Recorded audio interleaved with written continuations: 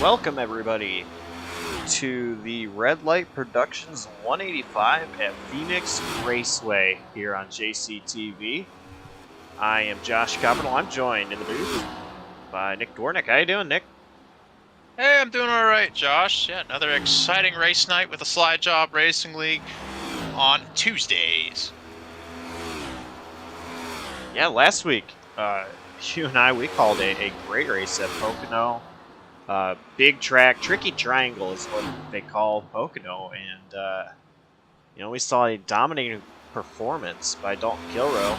We come here to Phoenix, different style of track. So, in the previous three races that Slide Jawb Racing League Season 9 has seen so far, it's all been different style of races.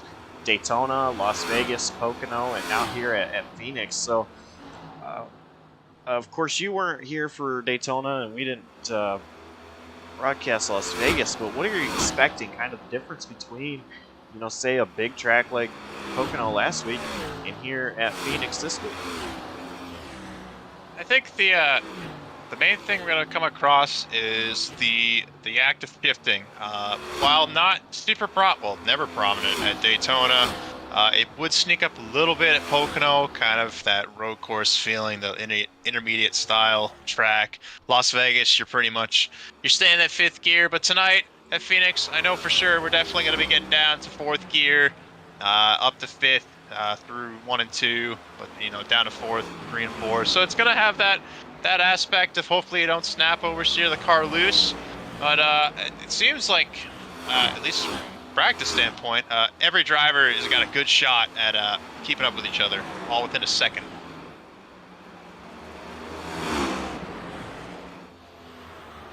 We have 21 drivers that have taken a practice lap so far. This track, it is 1 mile in length, and turns 1 and 2 are different than turns 3 and 4. So they have to. For sure. I apologize. Oh, you're good. They have to set up for 3 and 4 differently than 1 and 2. And the other thing to note is with the changes that Phoenix Raceway made to the track, the start-finish line is in the dogleg, where beforehand it was on the straightaway. It was kind of set up backwards from what you would expect, and they made changes. So now what used to be 3 and 4 is now 1 and 2. What is 1 and 2, or was 1 and 2, is now 3 and 4. So changes to this track, these drivers have had to get used to over the last couple of seasons. For sure, and especially with the new Gen 7 car being brought here tonight, it's that always adds that extra development of drivers, some needing more time than others in order to adapt to the style of racing that they'll come with. Speaking of the style of racing, so far in the season we've had 3 different style of tracks, 3 different winners, and above all that, Derek Paulson currently leading your points, 2 points shy of that. Your last week's winner, Dalton Kilroe. Noah Mayeri sitting 3 points behind, 119. Ben Lacey, your previous points leader, coming out of Pocono, not so much. Currently sitting in 4th, only 4 points behind. And in 5th place, another MF Racing Designs driver of Brian Dees. The top 5 all within 8 points of each other. It's nice to see such close competitive action only this early in the season. So, I know, again, we don't know a lot of these drivers very well, so this next question is going to be very tricky.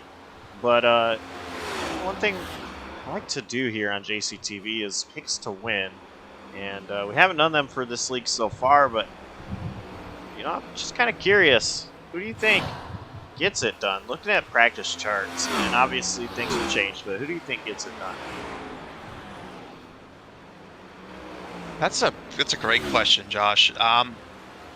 Personally, it seems like while only being here last week, kind of calling the race, you kind of see some familiar names that all ended up in front. The shocking thing right now is Dalton Kilroe not having the similar speed as he does at Pocono. Very night and day comparison there, but I think the safe pick might just be your previous points leader, Ben Lacey. I think he's going to get it done tonight. Yeah, pretty used to picking this guy on JCTV, of course, for a different league. I know he knows how to get it done at short tracks. He's a really good short track racer, and I'll see him stopped on the track there. But I think Zach Probst, he gets it done.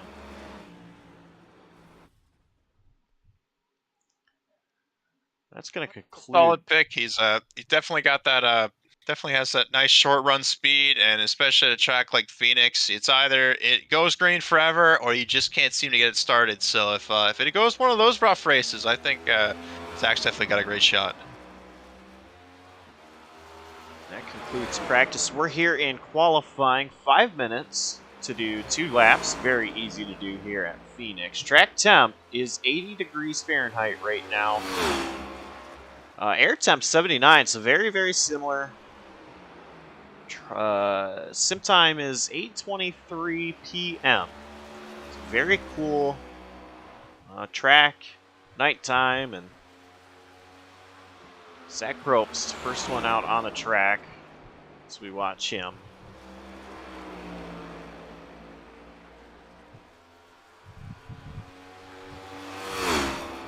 Playing very important to set the tone for the night, to see who's got that quick one-lap speed, especially on cold tires as he begins his lap. So Zach Probst first on the board, a 28.02.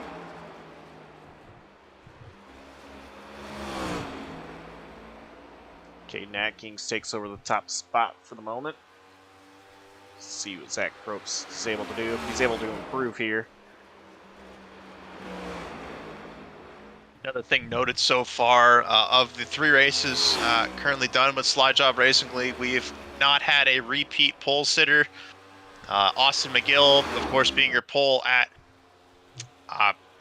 Pocono, and Bridger Olson being your pole sitter over at Las Vegas. Zach Probst did take the top spot. Zach Amon, P2 so far. Bridger Olson to the top of the board. One thing to note here too is that on such a quick qualifying, with only being 2 laps for qualifying, you notice that drivers are about 0.2 off of their potential practice time. Although some are getting a little bit closer, Bridger Olson definitely a little bit off of his practice pace. Maybe in those long runs he might have a little bit more pace than the others.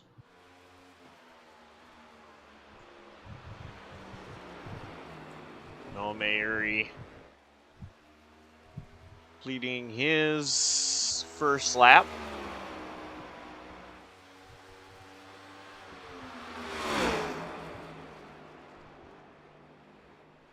I'm sorry, I believe that was his warm-up lap. Here is his first lap. And he's definitely taking it easy this first lap here.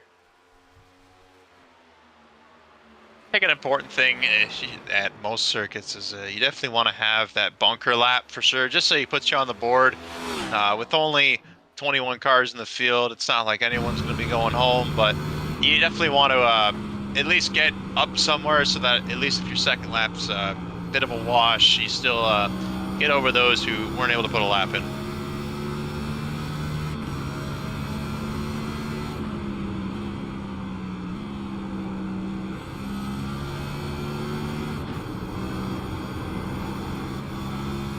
No, Mary tagged the wall, I believe, on his second lap. That is not going to improve his time.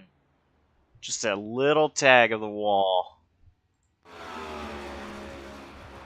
Yep, Phoenix definitely a tough place to get around. It's so deceiving because those corners, the 1 and 2, you can really dive it in deep, wash up a bit. You still got space to run, but when you come to 3 and 4, even though the banking's higher, the braking you got to start way earlier, and it's so easy to overjudge that.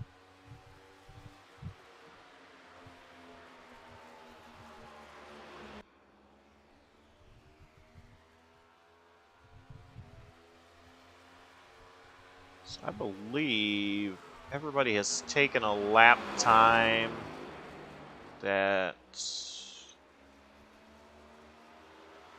Nobody's on the track to take a lap time. Ben Lacey just running laps here. None of these laps do count. So a little bit of a practice session, if you will. Great opportunity to turn some more laps. Nobody else on the track. 3 seconds left in qualifying, so it looks like Bridger Olson will be the pole sitter.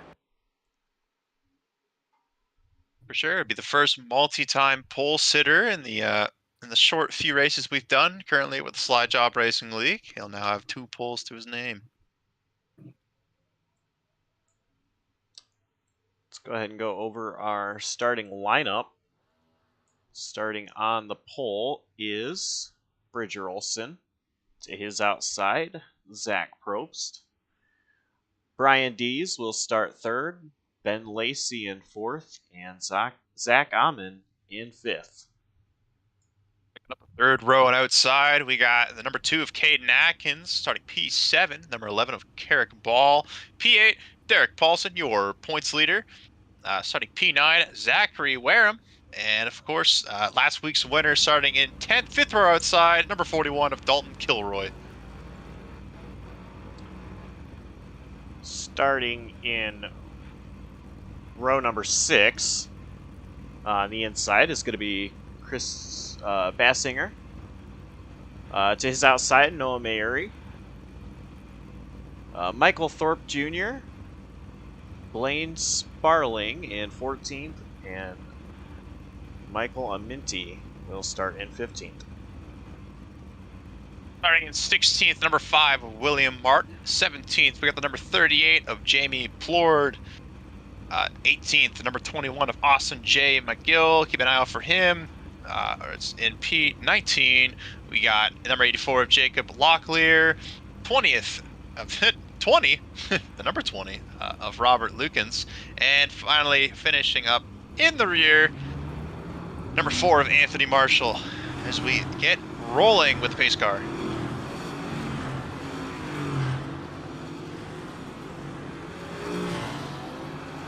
185 laps around this 1 mile track. This is the Red Light Productions 185. Of course, Red Light Productions is a railroad train-based YouTube channel. If you are myself or Josh and you like a little bit of train connoisseuring, like looking at each model of trains, definitely take this channel out.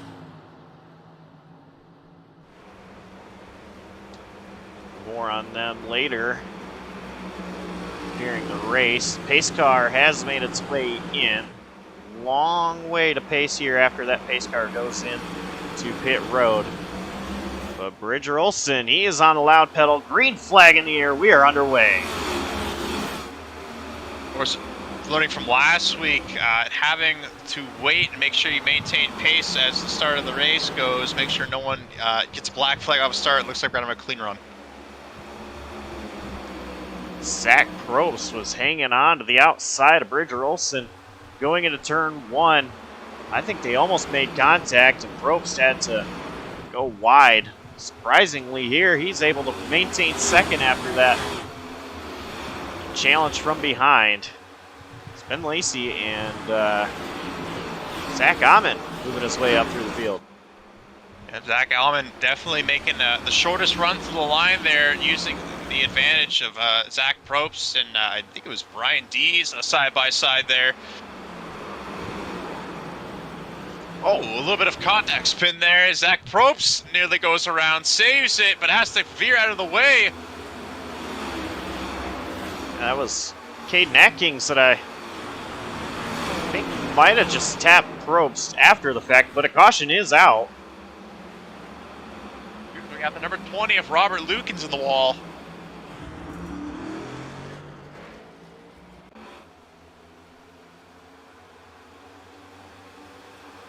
Looks like Carrick Ball lost control and hit the inside wall. Let's see if we can get a better angle of what happened to the 11 machine. just got loose on the transition through the dog leg. He's tough break for the number 11. And at the same time, I thought it was something else. Robert Lukens got loose on the transition out of the start-finish line. I think I want to say the lap afterwards. Nearly wadded up into the wall, got it sideways. Let's see what happens here. Yeah, as he approaches the start-finish line, just coming down, all of a sudden it looks like it just took it away from him.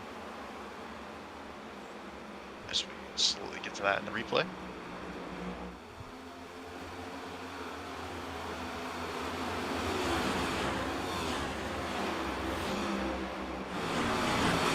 Oh, wow.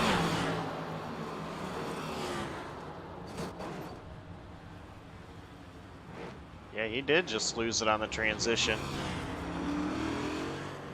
Yeah, very fortunate that he didn't plow the wall there, coming out of that very scary spot, especially with that amount of speed to try and get anything slowed down there. Could have been very dicey. It's kind of interesting. I'm not so sure. Now, I don't have a lot of experience with this next gen at Phoenix. But I'm a little bit surprised here. I don't know if I've ever seen a spin on the transition. So I'm wondering if the next gen, the way they sit, just doesn't really like the dog leg too well. Maybe there's just a spot in the track that catches it to make it go around. That's something to keep an eye out for. Yeah, something to do with the tire compound or the tire wall itself. You know how with the Xfinity and truck cars having that much more side force compound, side compound, might help me out there. But having that different tire, I guess, mold might have a big effect to it. You know, these cars don't like to poke out sideways at all. So maybe just, yeah, like you said, a bad transition spot in the car, just not wanting to cooperate with how it sits, just spun her around. So Jacob Locklear, Austin McGill, and Carrick Ball all electing to come down pit road during this caution. Yep, definitely very early to be doing that, so maybe they're going with the fuel strategy here, of course. This series only running, I believe, 70% fuel tank, so every lap counts. Richard Olson in the restart zone. He gets on the gas pretty early in the restart zone. Great jump by Olson. And already. Sure. The advantage of that dog leg allowing others to sneak up there, as you see Brian Dees going side by side with Ben Lacey. Brian Dees was leaning on Lacey very close, but here comes Zaman to the inside of Brian Dees, trying to make a move for that third position. So far, he seems to have the best short line speed, definitely, and the biggest shortcut speed as well, as he's still breathing down Brian Dees. Cars fanning out through 1 and 2. Turns 1 and 2, like I said earlier, set up differently than 3 and 4. So 1 and 2, you can really run a little bit of a wider line, where 3 and 4 here, you're going to see a lot of drivers try to tuck right down next to that yellow line. Sure, as we see again, Zach Ahmed getting around Brian Dees there, just taking that real tight line coming after the start-finish line, using all of the dog leg to his advantage.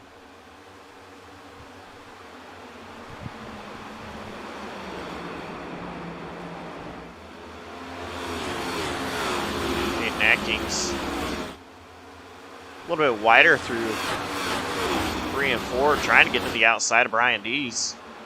Not quite able to, but 1 and 2 rather. Try to make a move again. I'll be curious to see how tire wear plays a role if we get into a deep run, just to kind of see what lines might be shuffling if we all start creeping towards that inside line more, or if we all start trying to hang it out in order to try and take away that tire wear, especially on that right front.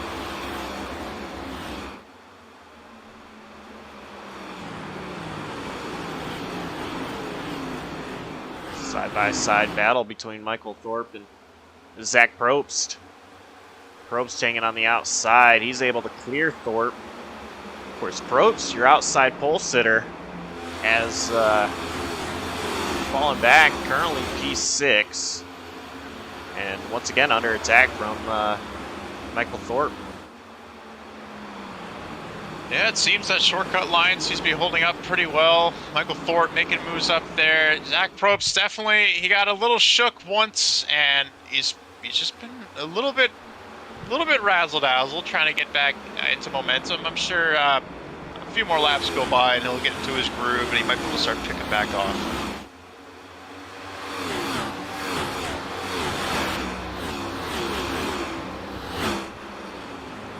Noah Mayeri and Bassinger side by side. Looks as though that 41 has inserted himself into the picture. Dalton Kilroe. Yep, Dalton Kilroe not as dominant as his run last week, but he's still about even to where he's qualified. Currently running in 11th, qualified 10th, so he's slowly making his way back. But we'll definitely have to keep an eye out to see if his long run speed starts pulling out here. But at the top of the race, we got Bridger Olson and Ben Lacey going after for the top spot. Ben Lacey has caught up to Bridger Olson.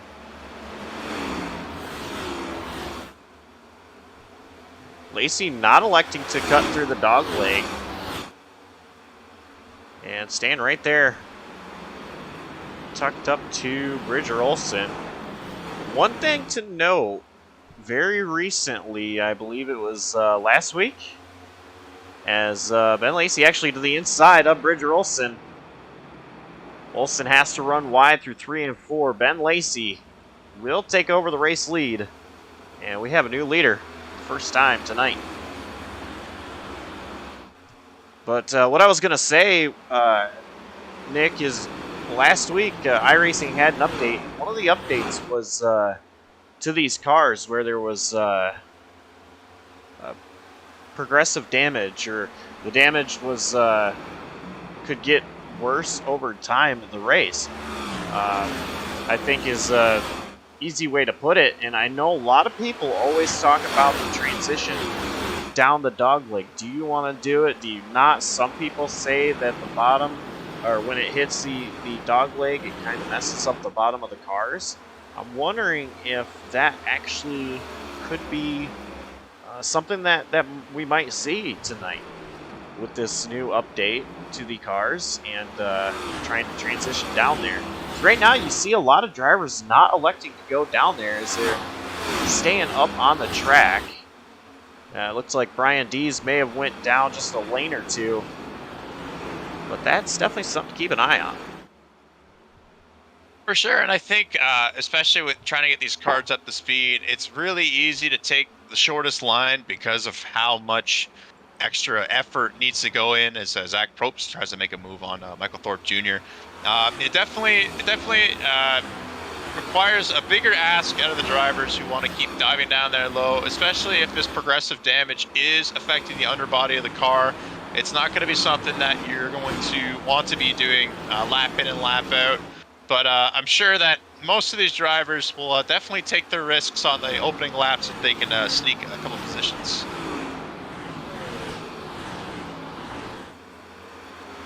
Derek Paulson is going to clear Zach Probst there. Probst ran way wide, getting through 1 and 2. Derek Paulson takes over the position from that 62 Zach Probst. For sure, it might just be one of those things where Probst got the really strong short speed, but you know, as the laps start to linger down, his long run speed might not exactly be there.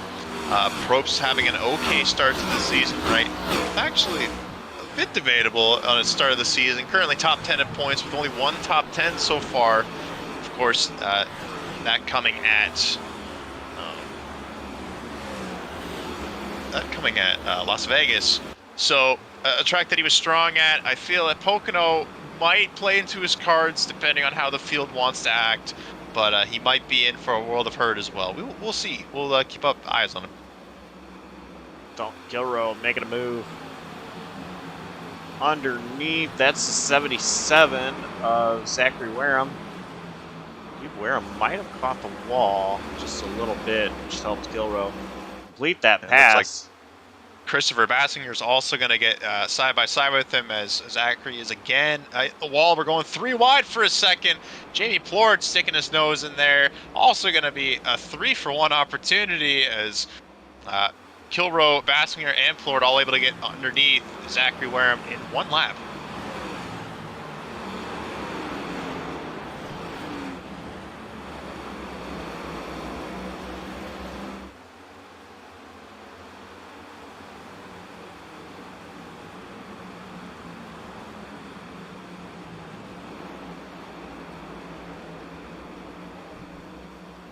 Michael Thorpe. One thing to note here, I just noticed, my apologies on that. One thing to note here, it looks like Ben Lacey is currently up to a 1.2 second lead and is having a pretty okay time in the clean air. Yeah, he's doing a great job pulling away. Currently been the fastest car on track last few laps around. So since he's gotten that lead, he's not looked back at all. Of course, started 4th in the race. And just kind of worked his way up to get that lead. Of course, as one is climbing up, one is falling back, as Noah Mayuri is currently back 4 positions from where he started, now down to 16th, and seems to be fading a little bit more. Not sure if he got into the wall, if he's just taking care of his tires, but he's definitely not having the greatest of nights so far.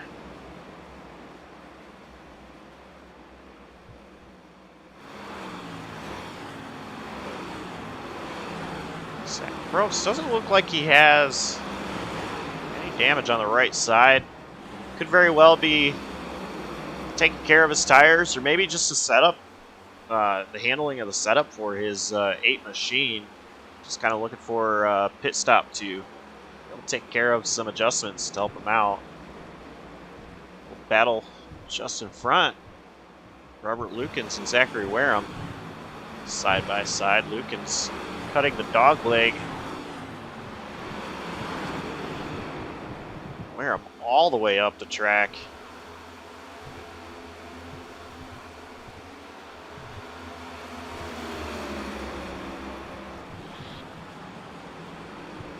As that battle gets settled, we have a yellow flag on track. It sounds like Michael Thorpe Jr. has been gone around. Oh, that car is toast.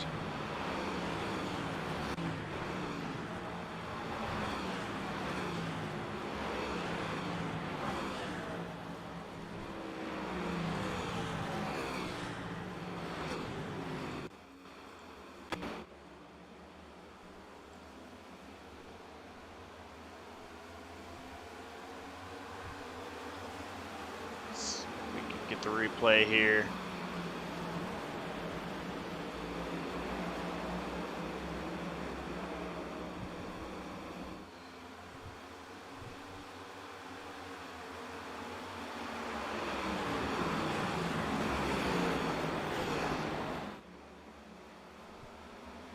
Looked like it happened just before the start-finish line. Michael Thorpe was going side by side with Derek Paulson, and just got into the inside of Paulson. The car went around, and I think it collected Christopher Bassinger in the process. Oh, it did. A little contact there. Bassinger. Seeing the right front tire on that 34 machine. Oh, maybe he broke 2 toe links.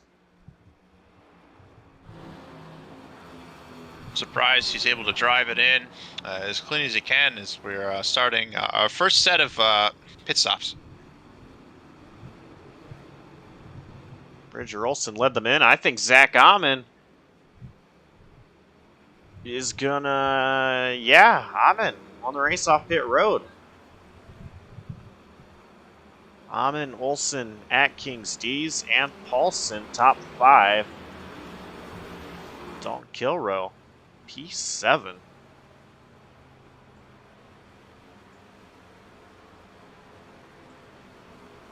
This all may be into strategy as well. As you can see, Zach Ahman appears his pit stop was pretty quick. It definitely has a quick short run car for sure. Using the dogleg to his advantage, I'm sure he'll be able to lead a couple laps here. Update on Zach Probst, it appears that he has parked it. He is done for the night.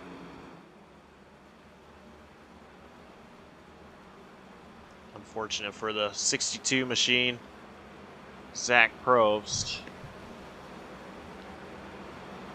This is the Slide Jawb Racing League, and Red Light Productions 185 at Phoenix Raceway. Was going to see if we could get a word with Dalton Kilroe, but lights on the pace car went off a lot quicker than I was expecting, so not going to pull him in. The pace car is working its way to pit road. Once again, long way to pace here. Still, to even get to the restart zone before can go on the restart. Why don't you call us to green? Sure, as Zach Ahman and Bridger Olson side by side as we come out of turn 4. Pat start, restart zone, green flag. What a start from Zach Ahman. He breaks away to at least a 2-car gap, taking the short way down. Caden Atkins going to follow him up right into an easy P2.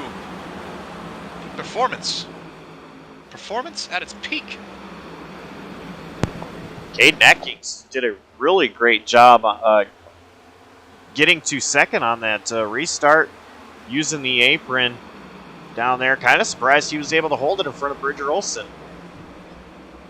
I think it's one of those cases where, because the restart having such a tight entryway, the outside pole sitter kind of gets a little shot at the dry as number 17 of Brian Dees using that shortcut in the dogleg to his advantage, creeping up right on the back of Bridger Olson.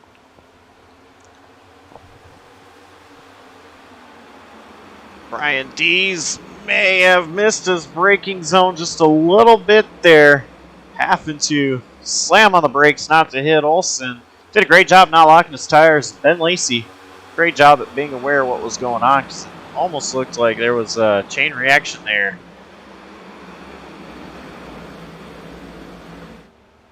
Sure, Ben Lacey, one of 5 drivers currently in the season, having 2 top 5s and 3 top 10s. Definitely knows his way around, definitely knows how to stay out of trouble and finish up strong at the end of the races. And I think Ben Lacey, while we were talking about him, missed the braking zone going into 1 as well. The lap after, we saw a little stack up.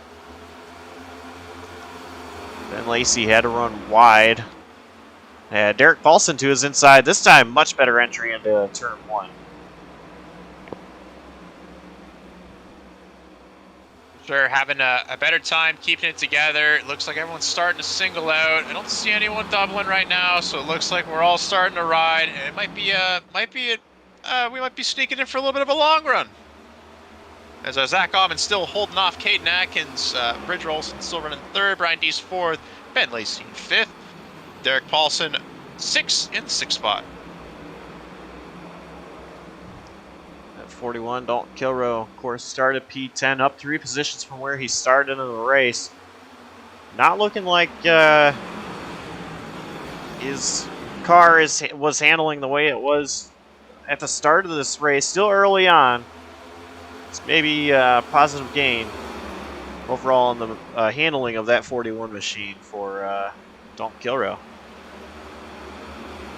It looks like maybe that first run, he was just kind of getting the quirks worked out, qualifying. Well, it was a top 10 start. It's really easy to be bunched up on that outside line, not be able to get your grooves in. As he slides up a little bit here, Jimmy Plord, you put him on the back of him. It's just one of those things where sometimes it takes a caution or two before you finally get to the kick of things. Maybe another fresh set of tires with more grip on the track, kind of put your mind at ease, and you can start going to work. Ben Lacey looking to the inside of Brian Dees. Wasn't able to stay to the inside. Dees pulls ahead, but Lacey You know, he's strong on the longer runs.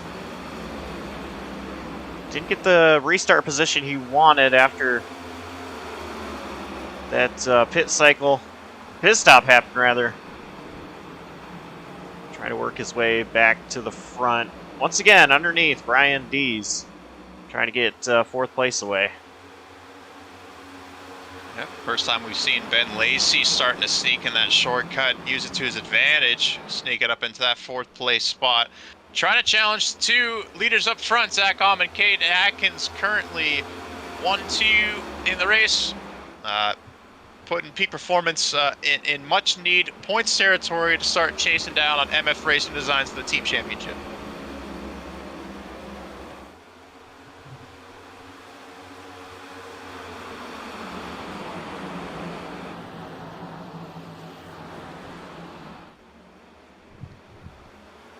Jamie Plord trying to hold off William Martin for P8. Now Plord looking to make a move on Dalton Kilroe, as Kilroe's looking to make a move on Derek Paulson. Yep, definitely seems to be sniffing a little bit as Kilroe goes nice and tight to the inside line. Going to sneak around Derek Paulson for the time being. Of course, those 2 teammates, those 2 could be working together to try and put more drivers in between that and Plord, as Plord's going to have another look at Derek Paulson. He's going match for match with Kilroe as he's coming up the field. Oh, he might not clear him quite yet. Looks like Plord's going to use the dog leg there and get around that 6 machine Derek Paulson. Of course, with the points battle so tight right now, it appears that Ben Lacey would be your points leader once again, with the slim margin of only a 4-point gap. Ben Lacey around. Speaking of which, commentators curse Ben Lacey goes around. So I'm not sure exactly what happened there, Nick, but I was watching the 54 because I noticed Amon had the lead, and it just seemed like he went from or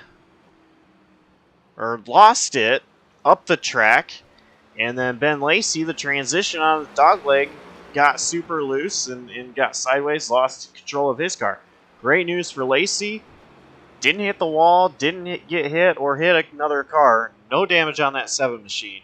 Let's go ahead and take a look back at what happened. Too far there.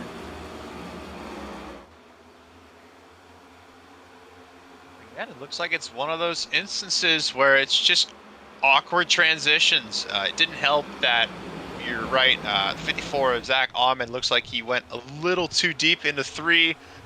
Had to wash up a little bit, and that might have caused the chain reaction of kind of just, you know, drivers getting a little lost in the moment, trying to figure out their sporadic movement. As you see, you lose it right there coming off.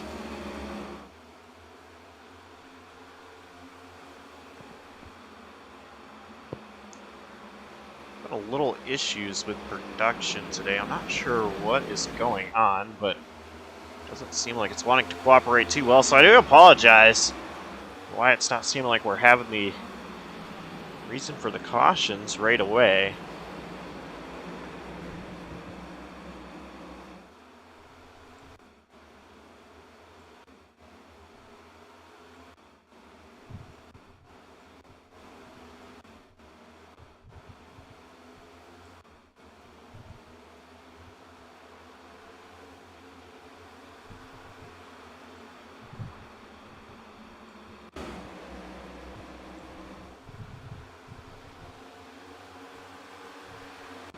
Yeah, it's not wanting to cooperate with me. I do apologize for that, but yeah, Ben Lacey just getting loose on that apron.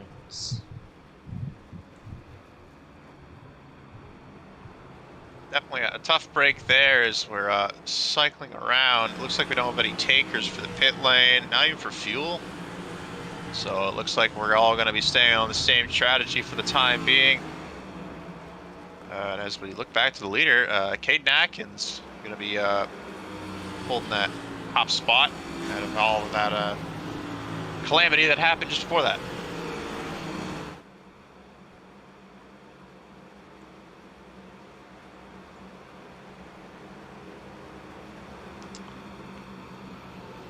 Caden Atkins, Bridger Olson, Zach Amon, Brian Dees, and Dalton Kilroe, the top 5.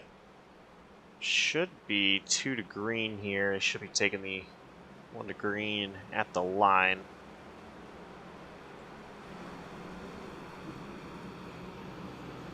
First time of the night for Dalton Kilroe to finally make it up to the top 5. And once again, Jamie Plord has been keeping tail with him, currently running P6. Jamie Plord's season so far hasn't had a super spectacular finish as of yet. If I'm not mistaken, I don't believe he had raced last. No, he did. He was, oh yes. That's why the name comes up. Jamie Plord had the unfortunate incident of the restart incident last week, having to go black flag on the opening lap. Definitely a better performance for him tonight. He could use that rebound.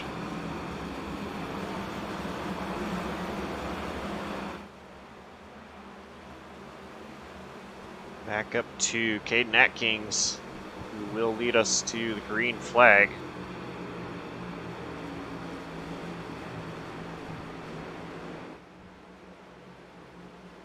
You know, another driver who's also in a good position here.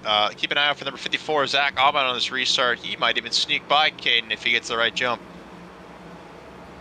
You know, Amon has been fast. Green flag is back in the air. Great restart by Caden Atkins, Zach Amon, and Bridger Olson under attack from that 41, Dalton Kilroe. Yep, looks like that inside line's going to have the advantage so far, just on restart pace alone, as Kilroe is able to jump up another spot to 4th. Kilroe has Brian Dees all over his back bumper. Kilroe looking underneath the O2. Bridger Olson using that dog leg to his advantage, cutting it big time. Going to be the inside quarter of that O2. Bridger Olson not quite able to complete the pass. As Olson with the advantage on the exit of the corner. Yep, as we say that, number 54, Zach Amon, is back into the lead, taking over it from Caden Atkins. I wonder if Caden's going to sneak down low, or he's just going to follow his wheel pass. It looks like after the 2-lap mark, they don't want to dive down nearly as much. It seems everyone gets back up to speed at a 3 and 4, and it's not as competitive to hit down there.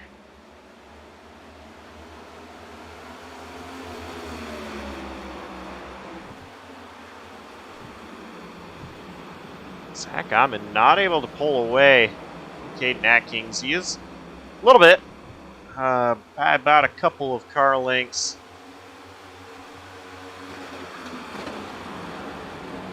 Looks like we might have had a slight stack up between Caden Atkins and Bridger Olson, allowing Kilroe to take that short line as he's still on the inside of Bridger going into turn 3, just barely going to clear by, but it looks like Jamie Plord is going to make a move on Brian Dees. Jamie Plord, he is to the inside of Brian Dees. And still side by side entering turns 1 and 2. Like Dees is going to try and run a car length above him to maybe try and take away some of that air, but also get the run needed in order to keep ahead, as he's going to just barely sneak around. But not having that inside line for turn 3 is definitely detrimental, as he's going to have to withhold the spot. Jamie Plord into the top 5. Brian Dees washed up the track, but yeah, to your point, the reason why, say like Dalton Kilroe even, great example, not able to get past Bridger Olson, and you saw Jamie Plord not able to get past Brian Dees in 1 and 2 is because that outside lane does have a really good advantage on the exit of the corner, allowing the outside lane to clear the inside lane. For Jamie Plord, he was able to stay to the inside of Brian Dees, which helped out a lot going into turns 3 and 4. D's, of course, washed up the track anyway, allowing Plord to get clear of that 17 machine. Sure, and you might have just been able to see it in the broadcast, but the number 6 of Derek Paulson took a big shunt at Brian Dees there, almost caused a stack up between McGill and Lukens. They all had to sporadically separate as Lukens sends a shunt up to McGill up the track.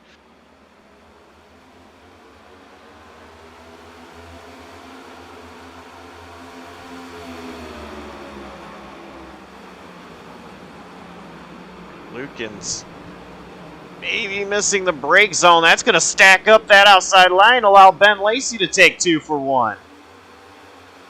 Oh, real close. I'm thinking that 20 machine was thinking Ben Lacey was going to cut the dog leg. Ben Lacey did not, and that's why it got so tight there. Great job by Lukens not to come down, realize Lacey was there. Where with all these stack-ups going on, Ben Lacey, after that previous caution incident, is back into the top 10. McGill just ahead of him right now. McGill making up 10 spots currently on the field. I would say he's our fastest, I guess our largest advancer, but that actually goes to Jamie Plord, currently up 12 spots. One thing about Ben Lacey here that I find interesting, and I don't know if my telemetry is wrong. It is known to be wrong at times. In this case, I don't think so, especially with tires being so, not a lot of tire sets in the pits. Ben Lacey, I don't believe, came down pit road after that spin, because I'm seeing still 30 lap old tires just like the rest of the field. The only one that is running that came down sooner than anybody is Blaine Sparling, who is P12, and I'm wondering if it was just a fuel only because it was only a 5-second pit stop. So for Ben Lacey, he's working his way up through the field with tires that even had a spin on them. Speaking of still working their way up, Austin J. McGill making a move on Brian Dees, as Ben Lacey's currently sneaking up behind him. Looks like he's going for another one right here on Derek Paulson. Going to make that move stick. McGill gave the chrome horn to Derek Paulson, getting into the back bumper of Paulson. Classic short track bump and run. Meanwhile, just ahead, these two in front, Jamie Plord and Dalton Kilroe, side by side. Looked like they were leaning on each other quite a bit. They've been inseparable all race. If Kilroy moves a spot, no more than a corner later, Jamie Plord tries making a move. As we see Austin McGill taking the short lane down, might grab both of them here. Gonna sneak in tight, almost wads it up, causing Jamie Plord to have to creep up a little bit, keeping Derek Paulson not too far behind. McGill looks to be the fastest car on the move right now. Talking about Jamie Plord, of course, issues last week at the start of the race. Austin McGill, issues at the start of the race as well. Both of them with that same penalty. And both of them not having the greatest day at Pocono. Both of them shining tonight with Jamie Plord just outside the top 5. McGill is sitting P4. Both drivers definitely need a redemption day after last week, especially for their points chase. Both McGill and Plord both outside the top 10. Both McGill barely in the top 15. Both could be using the as valuable points, especially these valuable runs to start clawing their way back into that top 10. And McGill looking to the inside of Caden Atkins. McGill is on a run right now. Not the fastest car on the track, but he definitely seems like it with the way he is just cutting through the field. Strong car out of McGill, and I'm very curious if we do get a caution, these guys stack back up for a restart. McGill's in a great position. Wondering how he fares up against the rest of these guys. appears that he might have a very strong chance at the win tonight, as Jamie Plord currently gets around Dalton Kilroe. I think it's the first time tonight he has finally made a pass on Kilroe, not just follow him up. It's Ben Lacey sneaking on the inside of Dalton Kilroe. Dalton Kilroe having to run the higher line through 1 and 2. Still side by side. This is going to be advantage Ben Lacey in turns 3 and 4 here. Kilroe up the track just a little bit. Ben Lacey now pulling away.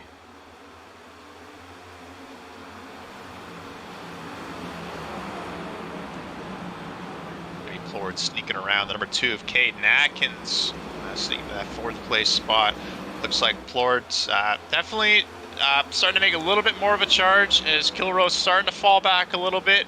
You see the lap car of Christopher Bassinger back out on track, as we have also Michael Thorpe Jr. both back. Both lap cars, what appears to be on fresher tires, both making their way through the field.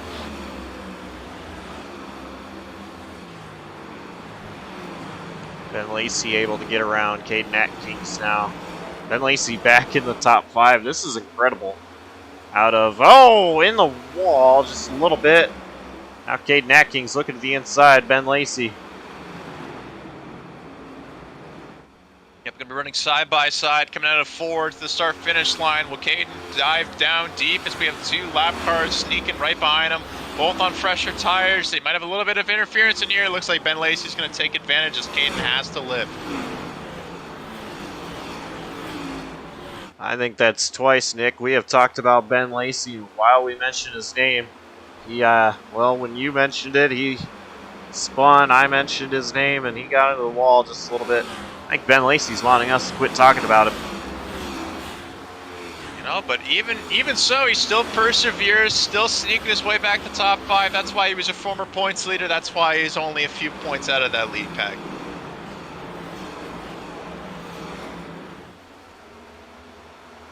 Side by side, Jamie Plord and Austin McGill. But here comes Michael Thorpe. Of course, on those fresher tires, 17 laps down for Thorpe.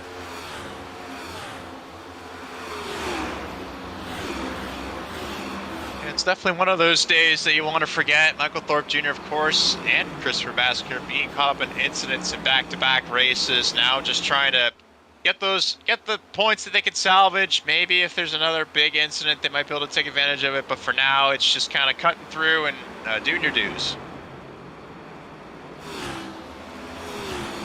Jamie Plord running really wide through 3 and 4. That's going to slow his time down to Austin McGill ahead. One thing to watch out for, still 7/10 back, but Bridger Olson has been the fastest car on track for several laps as I've been watching the lap times out of everybody, and Olson slowly closing the gap between himself and Zach Almond. Now another thing here, Nick, these cars, we mentioned it, shorter fuel capacity than 100% fuel. 70% is what these guys run, so their fuel tank 30% shorter than what the real cars run. They've been on a 44-lap run. I'm not sure what pit window is, but I gotta imagine that it's coming up pretty quickly. Sure, only having a 14-gallon tank, it looks like you might be able to get 80 or so laps before you're needing a fuel stop, so we might be about halfway through. But a big thing to point out for sure will be, how are these tires going to be holding up? You know, Zach Almond was able to sneak away out of the pit stop in order to maintain lead, reclaimed the lead, but it'd be curious to see how these tire aggregations will start to affect the lead as he sneaks out to a 1-second lead.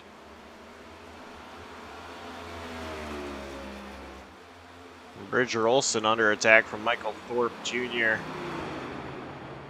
Thorpe trying to get around that second place car. Of course, again, not for position. Olsen not wanting to have to run a line that slows him down from Zach Amon. Thorpe looking high through 1 and 2. Yeah, it's definitely one of those things, you know, when you have a lap car as well, Michael Thorpe trying to sneak his way by on those fresher tires, it can be a little aggravating, of course, when you're on that lead lap, but you gotta understand everyone's got their own race, everyone's got their own notes to check off, so it's you sometimes you just gotta let them go, and hopefully that won't bite you when time comes around for that pay window to open up. Thorpe has gotten around Olsen, slowing Olsen down just a little bit. I'm in fastest car on the track last time by. One thing for Olsen is he knows Thorpe is going to get up to that race leader. Zach Amon is, Michael Thorpe going to give a challenge trying to get a lap back to Zach Amon. And how much is it going to slow Zach Amon down?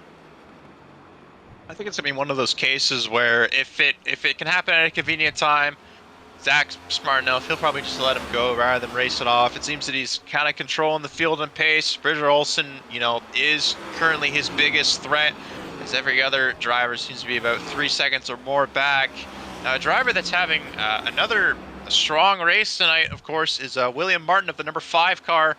He scored his first top 10 last week, and looks like he's putting himself into a good position as he battles Blaine Sparling for that 10th place position.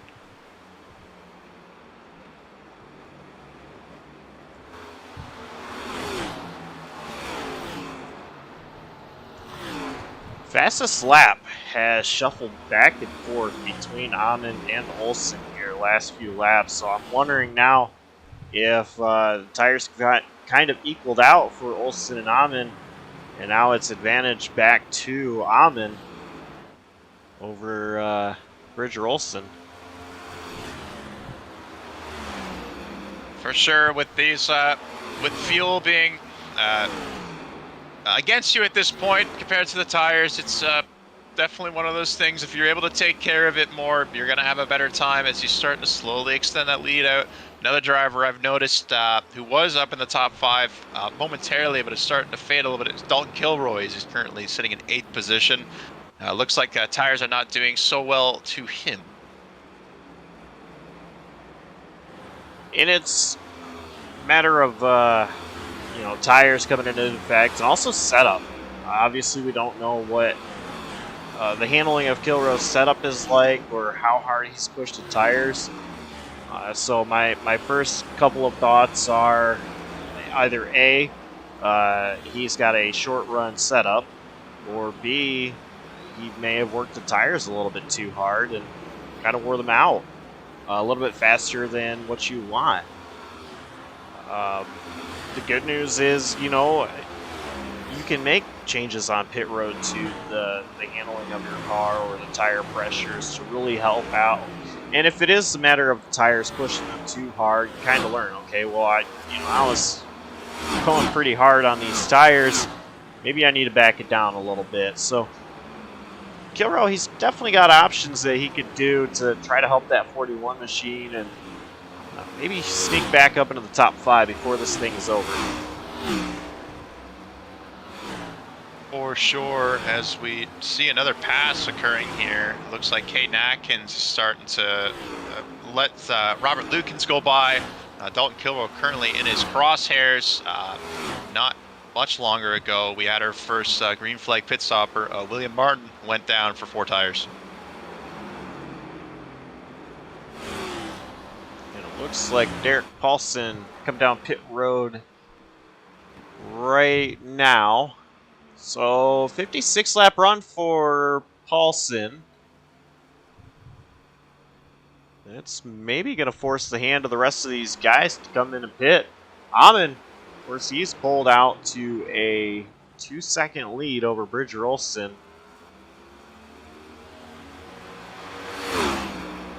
Looks like Minty has come down pit road as well. Maybe the pit calculator, I might have been a little off on that one. It might be a little shorter than that. But yeah, if Zach Almond, currently the driver to beat, as he's currently extending out to a 2.4 second lead.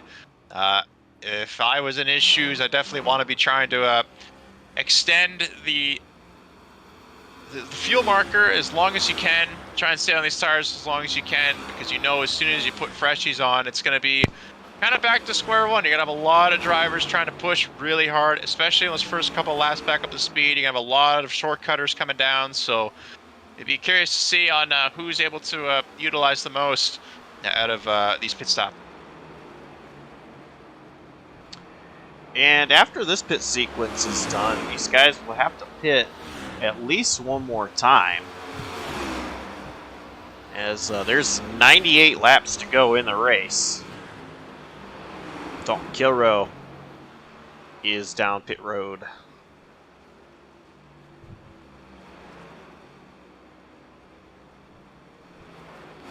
And you wonder, with the amount of cars remaining on track, if trying to stay out long is going to play into your favor. Bridger Olsen looks like a little bit of lap traffic holding up Zach Almond. We're currently back down to 2 seconds. It might be best to stay out long, just because you're going to have that free, that clean air, if you will. Not a lot of interference going on. Not a lot of question marks. Not a lot of variables. So it could be good to, if you can run it, it might be best to try and stay out.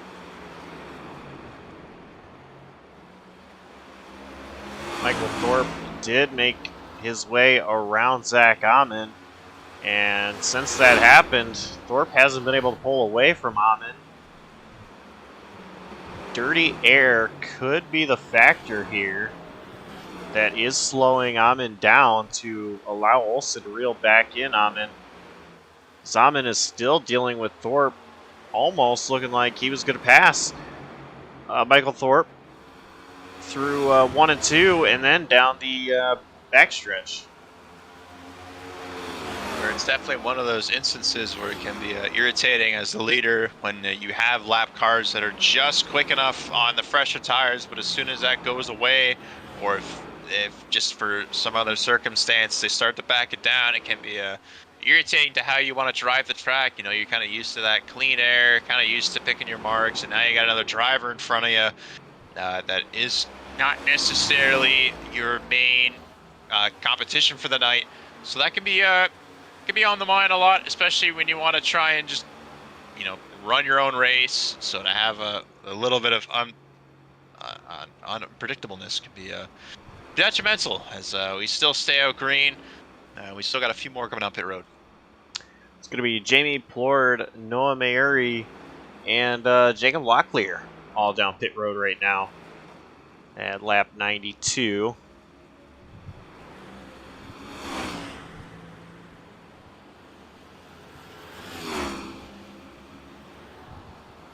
Jamie Plord, one of our faster cars tonight, was rolling P3 when he came down pit road.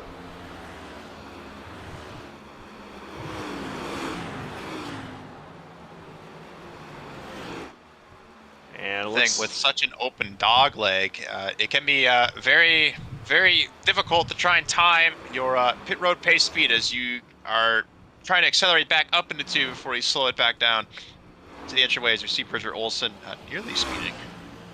Amon, Olsen, McGill, Atkins, Lukens, and Marshall all down pit road here. Blaine Sparlings assumes the race lead.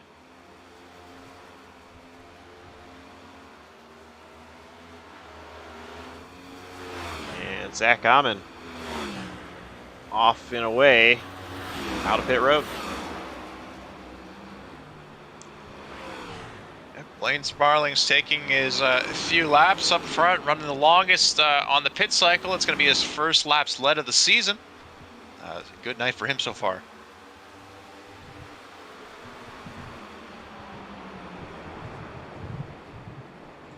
So William Martin, of course, coming down a couple of laps sooner than the rest of the leaders. Zach Amon just behind Dalton Kilroe as well. Dalton Kilroe looking at the inside of Amon. Kilroe, a little bit of older tires as well than Amon.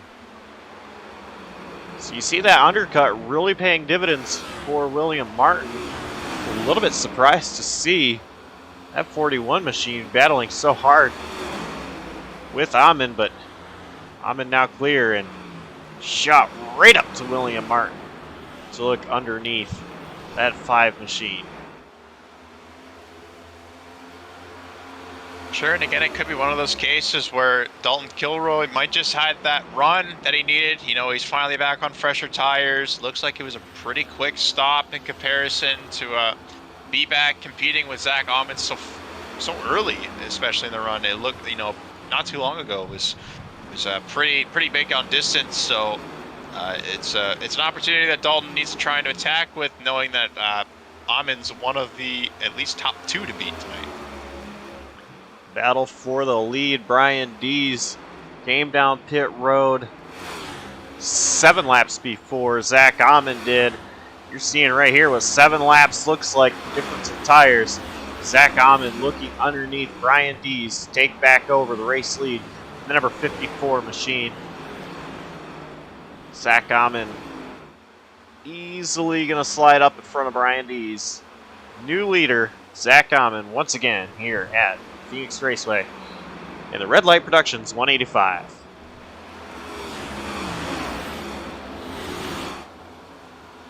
Speaking on speeding in pit road, it appears that Jamie Plord, bad luck has struck him again. He is 3 laps down. Looks like he had a holding penalty. Gonna be stuck in 17th position. Tough break for the 38. Man, you had to feel for him. He was having a good run today. Definitely looked like he was top 5 pace before that first green flag stop. And now he's going to have his work cut out for him. That is tough. Jamie Plord, 2 weeks in a row on the wrong side of the stick. Still 86 laps to go, but 3 laps down is going to be tough to come back from. For sure, especially with the field starting to string out as it has. Being able to get through 1 green flag pit cycle, definitely going to be something hard to come by. It's going to take, you know, a couple drivers battling, maybe a 3rd one, and just, you know, hard racing for, at least for the field to come back into itself. As Anthony Marshall now going a lap down, he wouldn't even be the lucky dog in this instance.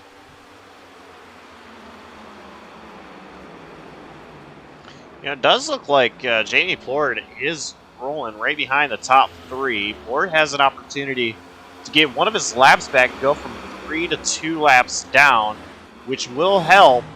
Just not enough, but it could be the difference if we get a couple of cautions here for Jamie Plord to get back on the lead lap. Sure, you're going to have to take and give whatever you can get with the opportunity. Phoenix being a bit of a short track, you can definitely, it's not unusual for drivers to go down laps simply on pace, as we see Ben Lacey sneaking up back in the top 5 over William Martin. It's it's definitely going to be one of those things where, you know, Jamie's definitely going to be kicking himself. Again, had the right pace, just, you know, all it takes is that couple less percentage of brake coming into the pit entry and your race can be done.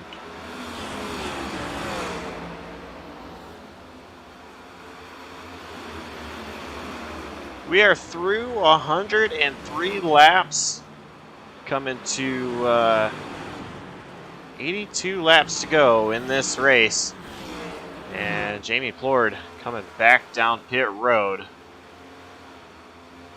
Maybe parking it, as that's exactly what it looks like for that 38. Very unfortunate for Jamie Plord.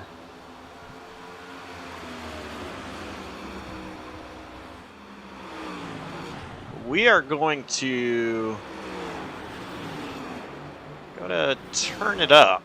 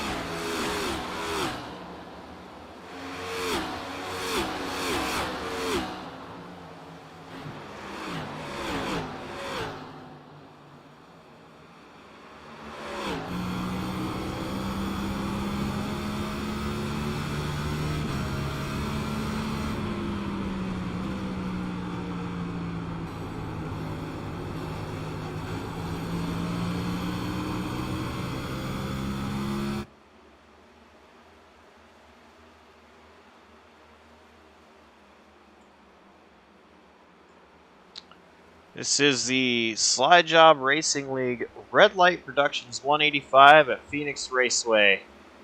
And Ben Lacey has made his way from 5th to 4th place. Red Light Productions is your one-stop shop for anything train related. To rail fans, railroaders, and train geeks are welcome. Anyone who is interested in trains or someone who's just flipping through channel after channel looking for something interesting are also welcome. Playlists include Conrail Steam, and including some rail fanning and some custom horns. So of course, if you want to sneak on by after the race, go check out Red Light Productions on YouTube. They got some content ready for you. Speaking of trains, it looks like the top 5 is all starting to sneak in together. Yeah, these guys, they've been under a blanket for most of the race. Amon, of course, pulling away. We knew Bridger Olsen was a little bit quicker than Amon on a longer run. Olsen closing in on Zach Amon there. Is at 0-2, Bridger Olsen. Over the break, it looked like Bridger Olsen was finally able to get around Dalton Kilroe after some back and forth slide job action. And now has set his sights on the lead once again. Of course, not too far behind, we have Ben Lacey, the number 7. He's currently pacing the leaders, not gaining too much, but if they start getting into battling, he'll be right back into the thick of things.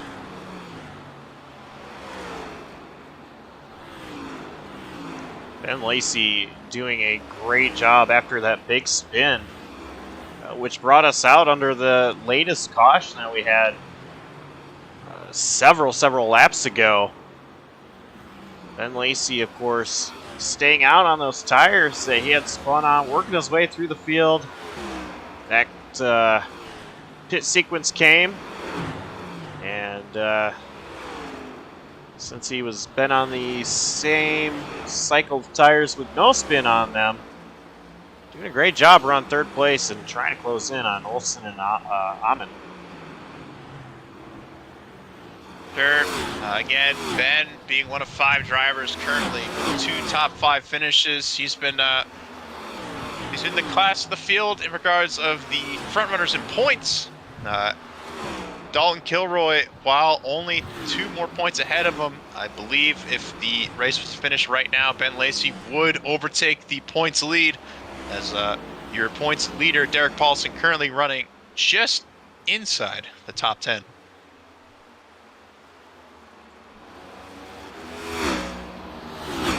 Zach Amon has been a little bit quicker than Bridger Olsen. Bridger Olsen had to get around lap car of Jacob Locklear, which may have slowed him down.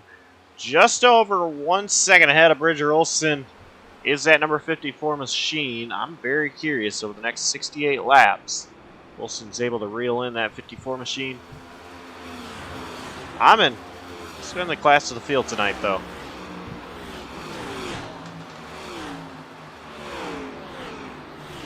Zach Amon, having won top 5 previously this season so far, definitely a breakout race for him, a breakout race for his season performance. And it looks like just cutting through traffic, Amon being that lead car, definitely has the advantage of a slight bit more leeway for the lap drivers compared to Bridger. So it's going to be one of those things that if you can keep this maybe 1.5 second gap, as he's creeping up behind Norma Uri, he'll be setting sail for sure. But again, we do have one more green flag pit stop potentially in the books. We are just about in that window, about another 15 more laps before we should reach it. That was one thing I was looking at, was kind of where these guys were pitting at, was that if they had pit at with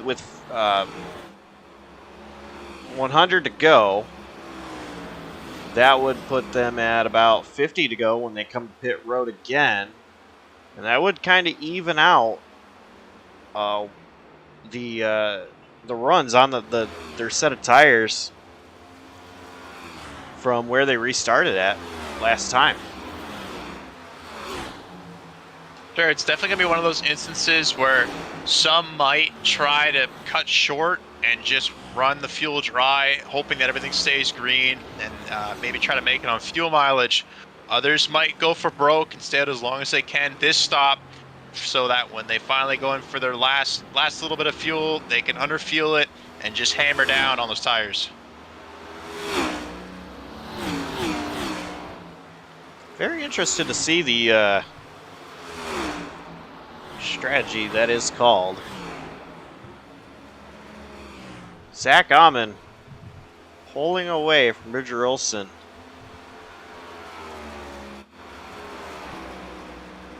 Bridger Olson trying to get around the aid of Noah Mayuri. He is able to. Ben Lacey not far behind Bridger Olson. A couple of lap cars between the two. I think it's only a matter of time before Ben Lacey catches up to Bridger Olson, challenge for that second position. And, you know, these long runs are something that you like to thrive for if you're really good at wanting to just play a race out. You know, when you kind of get into that groove, it's really easy to just try and, you know, work your magic in regards of just running consistent pace and keeping consistent lines.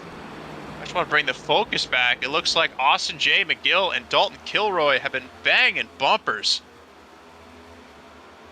as they go side by side down to the back straight.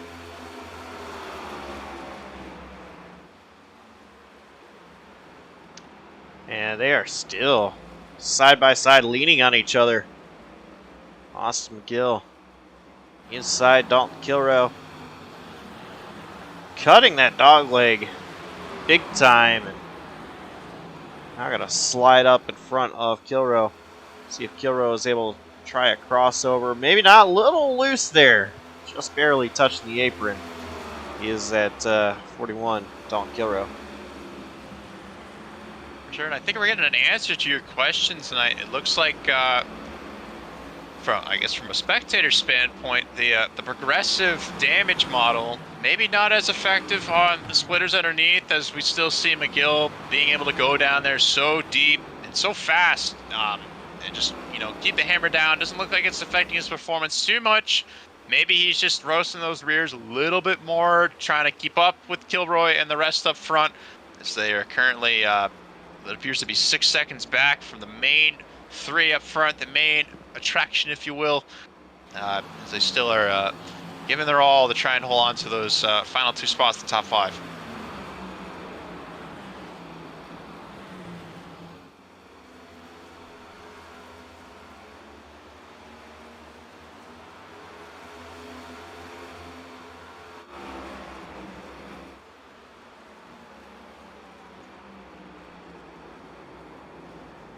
Oh, I believe that's Christopher Bassinger. 15 laps down already. Loose. Was able to save it, keep his car straight. Of course, issues already out of the 14 machine. He had damage earlier, which broke toe link. Yep, he was one of 2 drivers caught up in that unfortunate mishap of Michael Thorpe Jr. when he went around with Derek Paulson. Has kind of had a lonely night since, still running 17th. Definitely still a night that you can't feel too ashamed about. You know, he's still sticking it out, still trying to get those laps through, and you know that you can put nothing but respect for that. Cade Natking's working underneath Dalton Kilroe. Dalton just not having a night he's wanted to have. But I do give Kilroe props. Continuously trying to run in the top 5. He's done a great job, and not the performance he had last week by any means, but Currently 6th place. Still got a chance to have a pretty good solid finish tonight. I think, again, Josh, it comes down to that short run versus long run speed. On the short run, Dalton Kilroe was sneaking into the top 3 like it was nobody's business, but as soon as we kind of grasp into that 40, 50 lap mark, it seems like his tires start to go away, and from there, the studs start kicking in. So Dalton Kilroe, great on the short run. If we get to that instance, it seems like he'll be a big threat tonight. But you know, the longer we get to these runs, it's a little bit of a struggle fest for him. In the opposite end, Caden Atkins gaining positions, looking underneath Austin McGill, looking to try to take 4th place. Caden Atkins having a night for sure, staying around the top 5 bubble. It seems all night. I think he led a little bit through that restart, a couple laps to his name for sure. Another thing, I guess, that has been brought up a little bit for the team points. We still have Peak Performance Motorsports still 1-2, if I'm not mistaken. I believe Bridger Olsen is a part of Peak Performance. So definitely still going to be gaining a little bit more on MF Racing Designs tonight.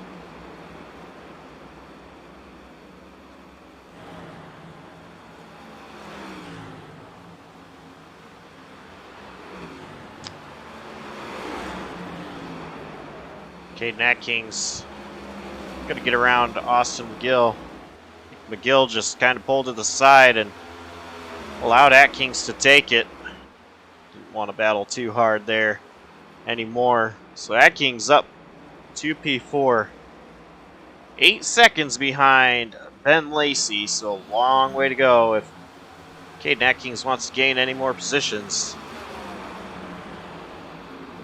We are at 50 laps to go in the race that has been all about this man, Zach Amon, pretty much all night. Sure, it took a little bit for him to get up there, you know, qualified 5th, but ever since he got up to the front, he's been nothing but hammer down, keeping in that lead. You know, he snuck it on a pit strategy initially, and then he's been just holding his own ever since. Same tires, same compound, different animal out there. Zach Amon, your front runner.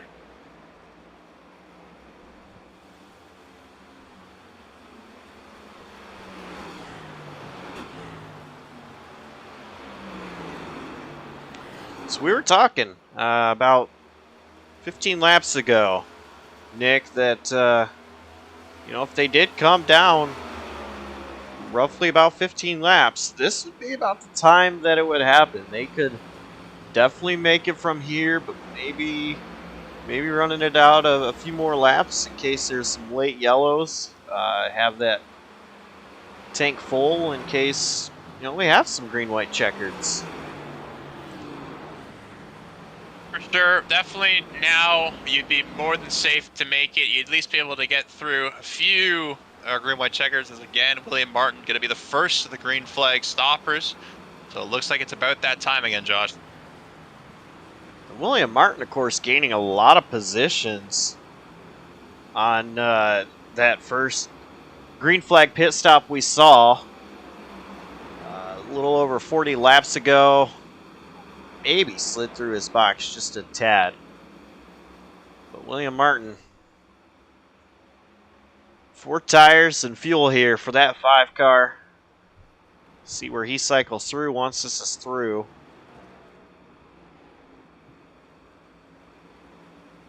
Looks like timing and scoring is kind of currently put him down in 14th, 15th now, as they are getting back up to speed.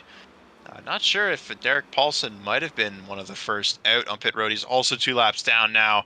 It's definitely one of those things, though, that if you can't get up to speed now, you're definitely in a bigger hole than you would like to have started out with.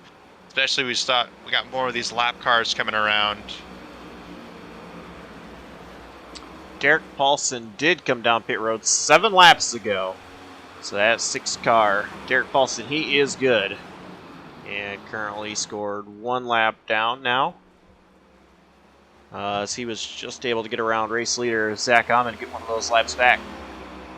Noah Mayuri and Anthony Marshall down pit road right now. 2 different drivers, 2 very different nights. Anthony Marshall starting dead last in this race, sneaking into 13th spot. Meanwhile, Noah Mayuri just hasn't been able to get anywhere tonight. It looks like it's just not his track forte. No real incidents or anything, just not coming to grips with all the pace that others have been matching tonight. Again, before we started this practice, we were all within a second of each other. So it might just be an instance if you're just making those silly mistakes, you're just not able to get any forward momentum, you're just going to be there for a rough night.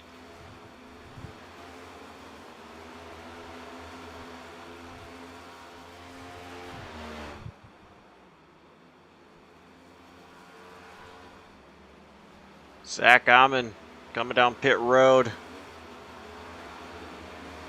Had to get on the brakes hard just before the line. Bridger Olsen also chasing him in. It looks like he had a much cleaner entry. Not that those tires are going to be going much longer for Zach Amon, but Bridger might have been able to sneak up just a few car lengths through his cleaner pit entry. Appears as though Amon, Olsen, Atkins, Ben Lacey, and Jacob Lockley are all down pit road.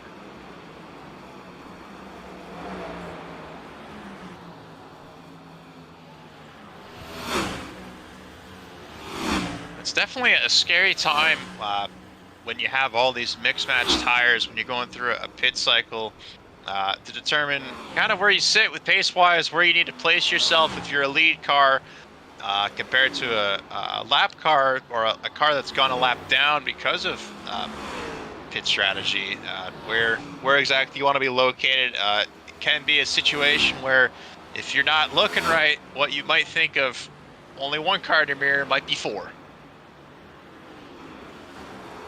Robert Lukin sliding through the dog leg as he barely saves it, coming to 1. I'm not exactly sure what happened there, but he was all over the place. He might be having some tire issue.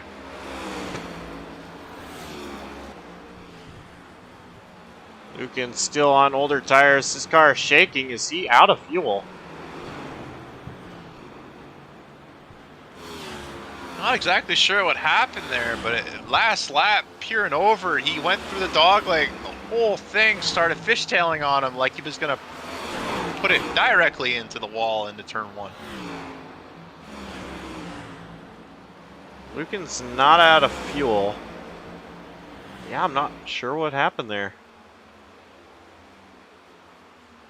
Anyways, the last of the non-pitters, we got Austin J. McGill and Dalton Kilroe still battling it out strong for the lead. It appears that Kilroe is now going to pit as McGill stays out. They go 3 wide. Coming into turn 3, McGill into the wall a little bit. I'm wondering if McGill wanted to pit there. It almost looked like he was coming down and then hesitated. Realized that he couldn't go any further down because there was Derek Paulson right underneath him. Again, it's one of those circumstances where you think you know what drivers are where. You know, your relative can only tell you so much, and your mirrors can only say so much. So if you're not getting the right call-outs to where you are located on track, that could have been a really big incident.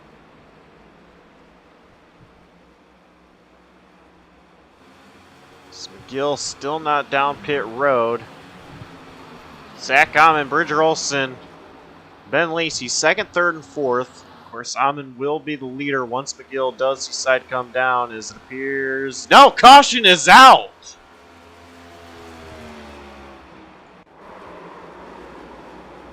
Michael Thorpe sliding and getting into the wall in turn 4.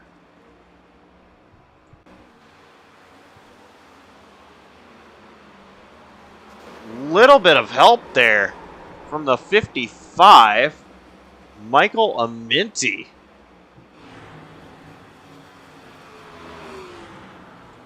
Yeah, it looks like there was a little bit of help there, and then when Thorpe went into the wall, he had to lock it down, get on the brakes. Not quite sure if that was more so of a reaction or if that was just the initial, I guess, plan of Thorpe after he hit the wall there, but it appears that he's back and rolling again. It looks like there was just a giant difference in speed for sure.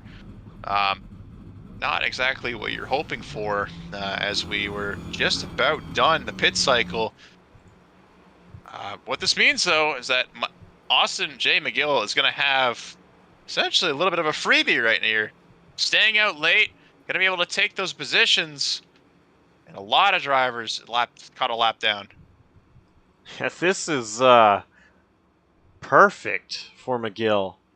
And it looks like Derek Paulson also electing to come down pit road.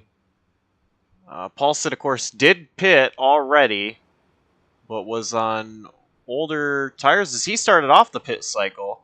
McGill still on pit road. Paulson, left sides go up. So McGill probably having his car just a little bit polished here. Massaged down and now going out there. We'll lose spot 2. Derek Paulson, but this is huge for these guys. The other drivers only 8 and 9 laps on their tires, but that could be a huge difference for Derek Paulson and Austin McGill to get up there into the lead. 34 laps to go. This race has been incredibly clean. They say cautions breed cautions, but with these guys, the talent in these drivers, I'm not so sure if we'll see another caution. Main thing is going to be, with only 33 laps left now, it's going to be a question of how the short run takes place. Being able to fan out upwards of 4 or 5, maybe even 6 wide, coming off the start straight. Our drivers going to dive it in deep into one than they have been, all race long. I wouldn't be surprised if we have some latecomers trying to make up some quick positions on those who are either sleeping at the wheel or are having to be at the mercy of other drivers coming in deep.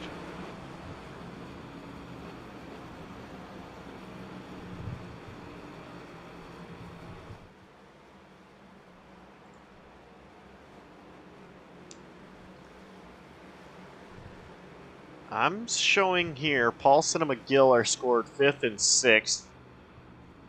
And so they're not going to be that far behind race leader Zach Amon, Bridger Olson, Ben Lacey, Caden Atkins.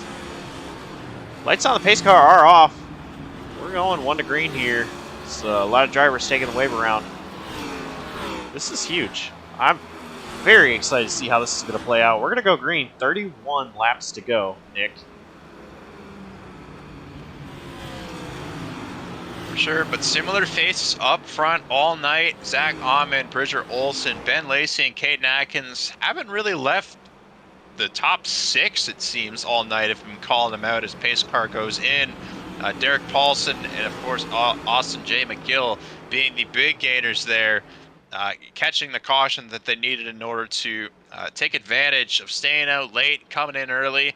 And, it's definitely looking as a good points night if they can put it all together.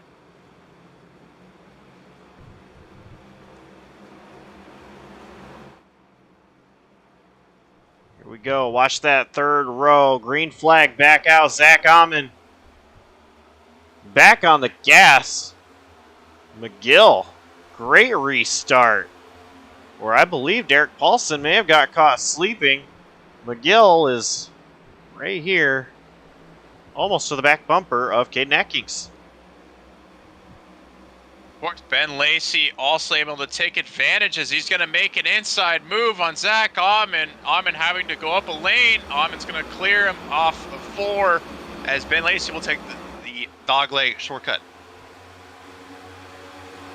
Ben Lacey trying hard right now. He will clear Zach Amon, try to slide up in front. What is Amon going to do? Amon under pressure from Bridger Olson behind. Yep, definitely a tough sequence of events. Zach Amon had this race pretty well in his control.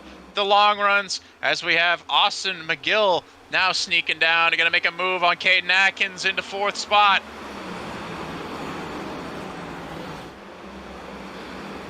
McGill not quite able to complete the pass on Caden Atkins. Going to tuck back in behind the 2.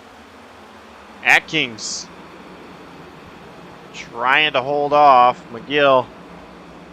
McGill doing a great job rolling back up to the 2 on exit. They will once again be side by side through 1 and 2. This time, McGill, great run through the center of the corner. Gonna clear and slide up in front of Caden Atkins.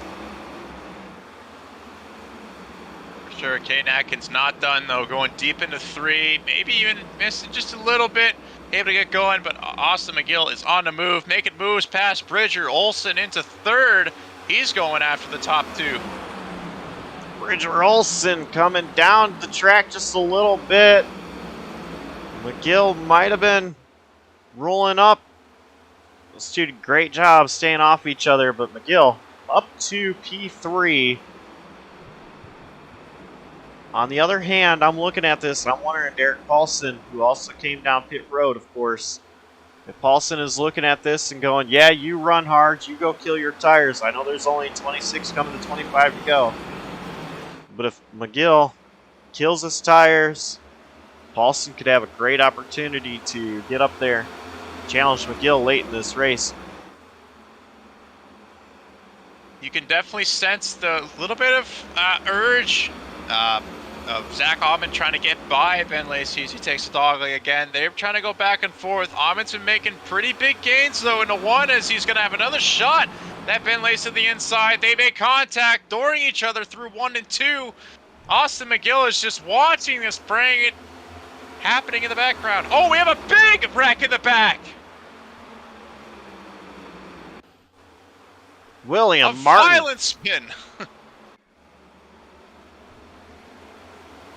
Oh, Robert Lukens. Oh, my goodness.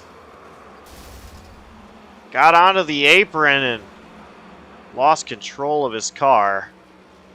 Hard into the outside wall and then comes down into the 5 of William Martin. Looks like Jacob Locklear also involved.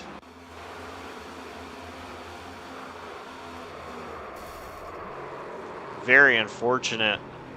William Martin was having a great run as well. Oh, man. Locklear just coming in late. Yep, tough break for William Martin. Having a great run. Was running in the top 10 again. And just got collected there. Of course, the number 4. No, not the number 4. Yeah, sorry. The number 84, Jacob Locklear, having nowhere to go off that incident and got collected out of his, not even his own doing there. As we're going to restack him up, 23 laps.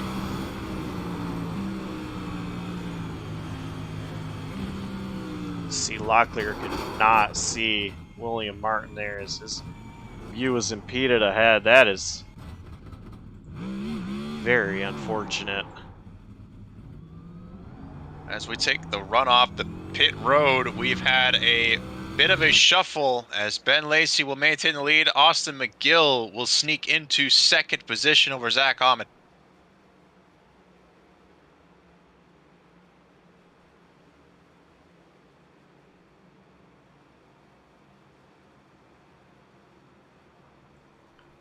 So this changes the game. This changes what's going to happen.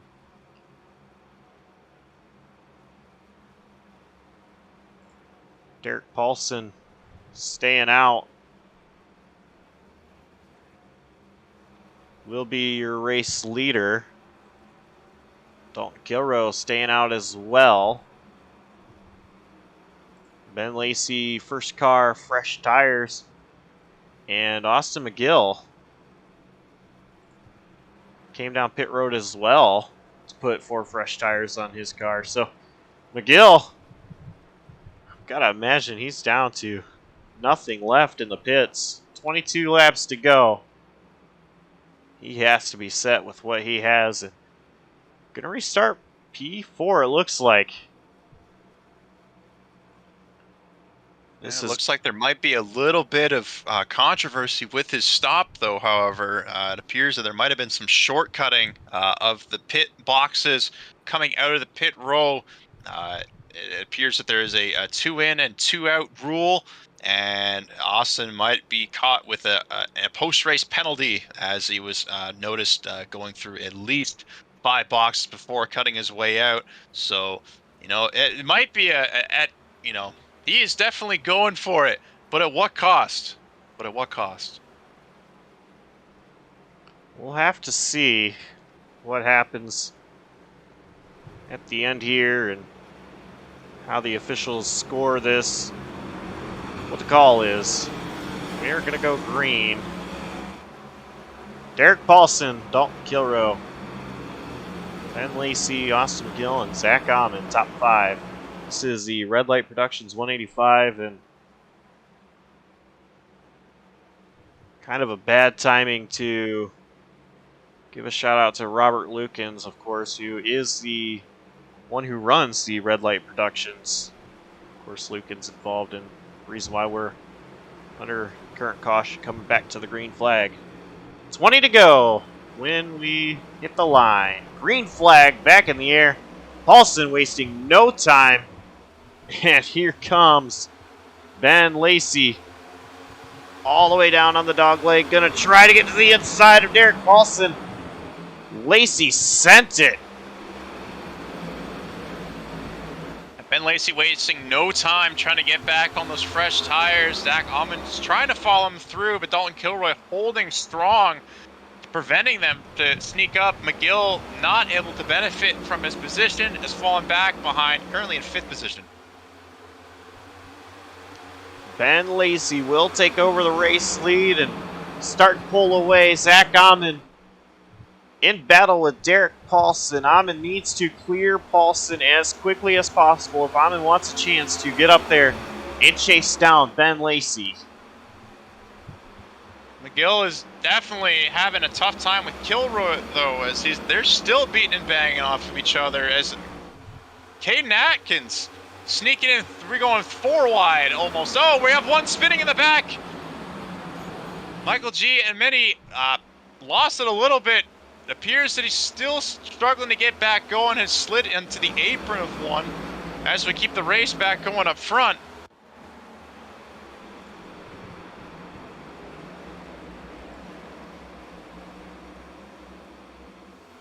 Zach Amon, P2, 6/10 off of the leader. Last time by, it was Ben Lacey who was the fastest car. Caden Atkins looking underneath Derek Paulson.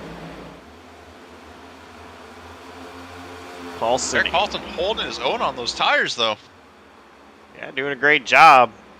Now Atkins under attack from the 21 behind as Atkins does get to the inside of Paulson. Now going to cut that dog leg. It's easily going to clear Caden Atkins of Derek Paulson. Here comes McGill trying to roll up to the back of that 2 car.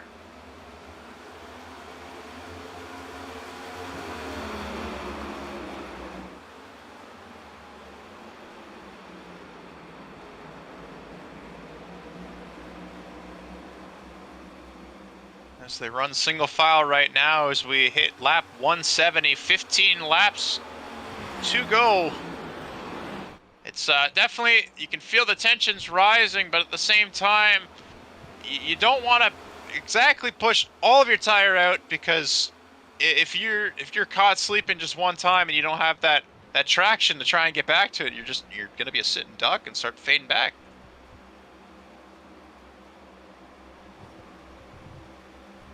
Ben Lacey, a little bit faster than Zach Amon. Just under a 10th, so they are very, very close in their lap times. Amon within striking distance still. 14, coming to 13 laps left in this race. Red Light Productions 185 at Phoenix Raceway.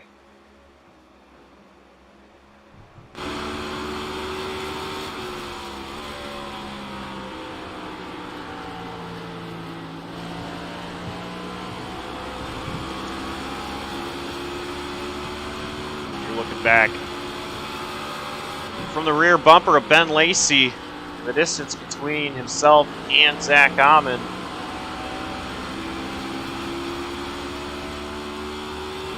It's 12 laps to go. Again, with Zach Amon having control for most of this race, it can be really tough to want to try and get back those positions that you were definitely holding pretty strong compared to the rest of the field. Same going with Bridger Olson, currently fighting with Austin J. McGill as they fight pretty ferociously for that fourth place position. You know, I think if the roles were reversed, they definitely would have loved the long run. But now that we're back to that short run feel, it looks like Ben Lacey is starting to ever so slightly check out away from Zach Amon.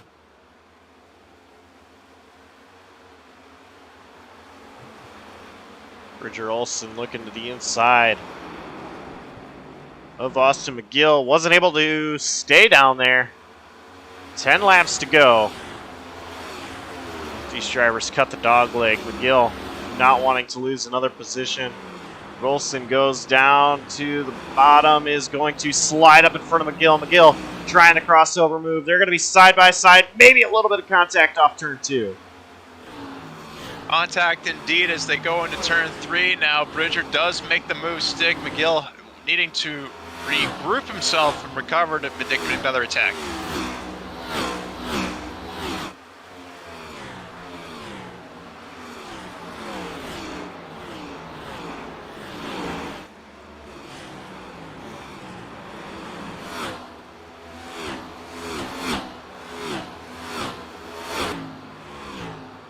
Train on track right now as we have Dalton Kilroe and Zachary Wareham going at it for the 8th place spot. Noah Mayuri, while a lap down, currently running 11th.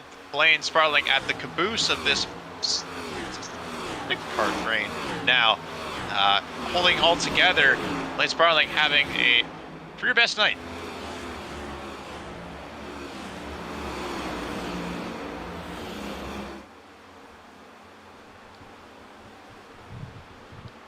Dalton Kilroe, of course, on 15-lap older tires than Zach Wareham.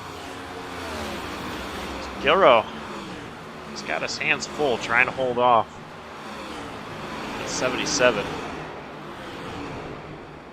Sure, him and Derek Paulson took the chance on staying on older tires and maybe for hopes for another caution in order to keep those older tires effective for those shorter warm-up laps, if you will. You know, for them bottoming out the dog leg, keeping the speed as much as they can in there, as he still is just barely ahead of Zachary Wareham.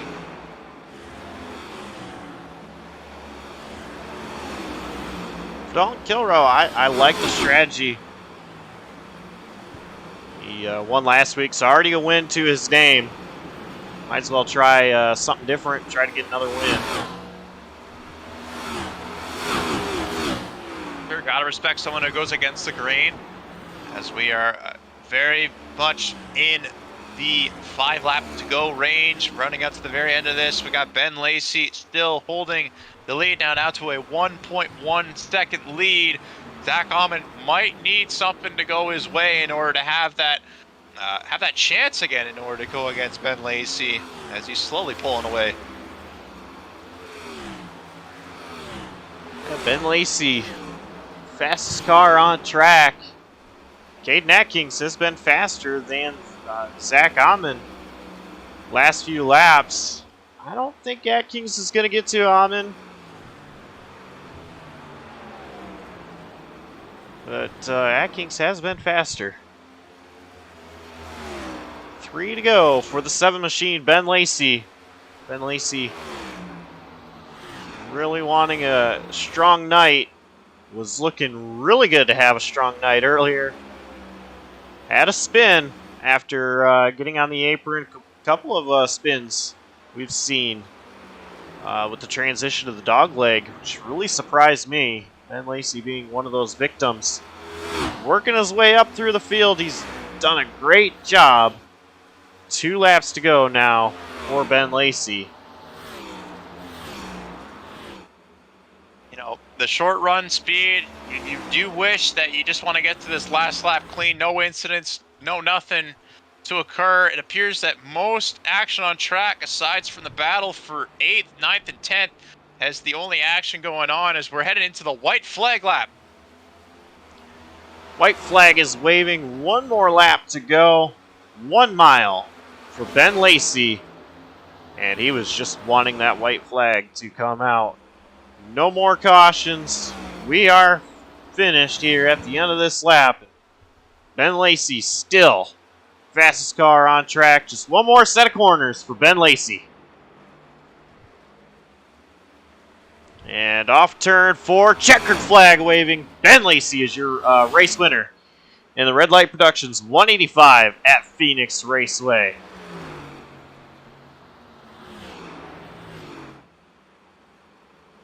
From leading the points last week at Pocono to an unfortunate event, losing the points lead, Ben Lacey now back at the top. The man to beat in that short run. The man to beat for the championship.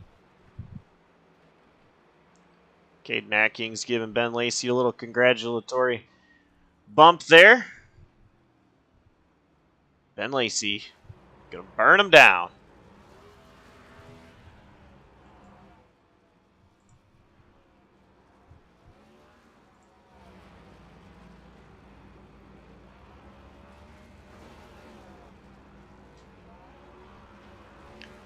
So real quick, let's go ahead and go over our finishing order.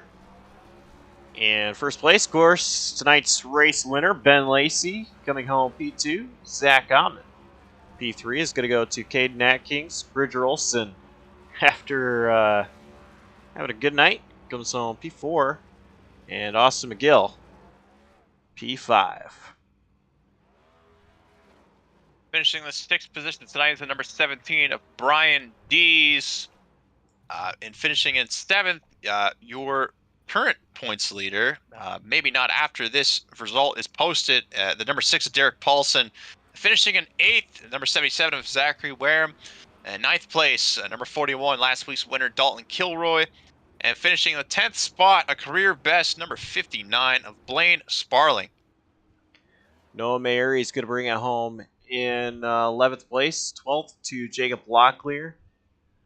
And 13th, last one on the lead lap, is Anthony Marshall. 14th to Christopher Bassinger. And Michael Thorpe Jr. bringing it home 15th position. 16th going to number 55 of Michael G. and Minty. 17th being caught up in that vicious wreck, number 5 of William Martin. Number 20 of Robert Lukens being the windmill of tonight, finishing in 18th place. 19th going for the number 38 after his speeding penalty, Jamie Plord. 20th, number 62 of Zach Probst. And rounding out your racers for tonight, the number 11 of Carrick Ball, finishing in 21st position.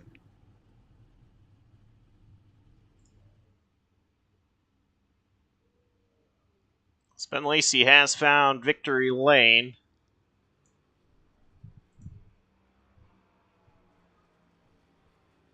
Let's go ahead and bring in our 3rd place finisher.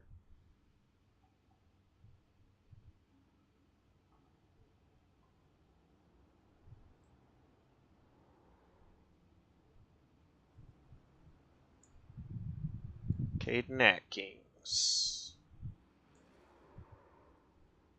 Hey, Caden, 3rd place run tonight.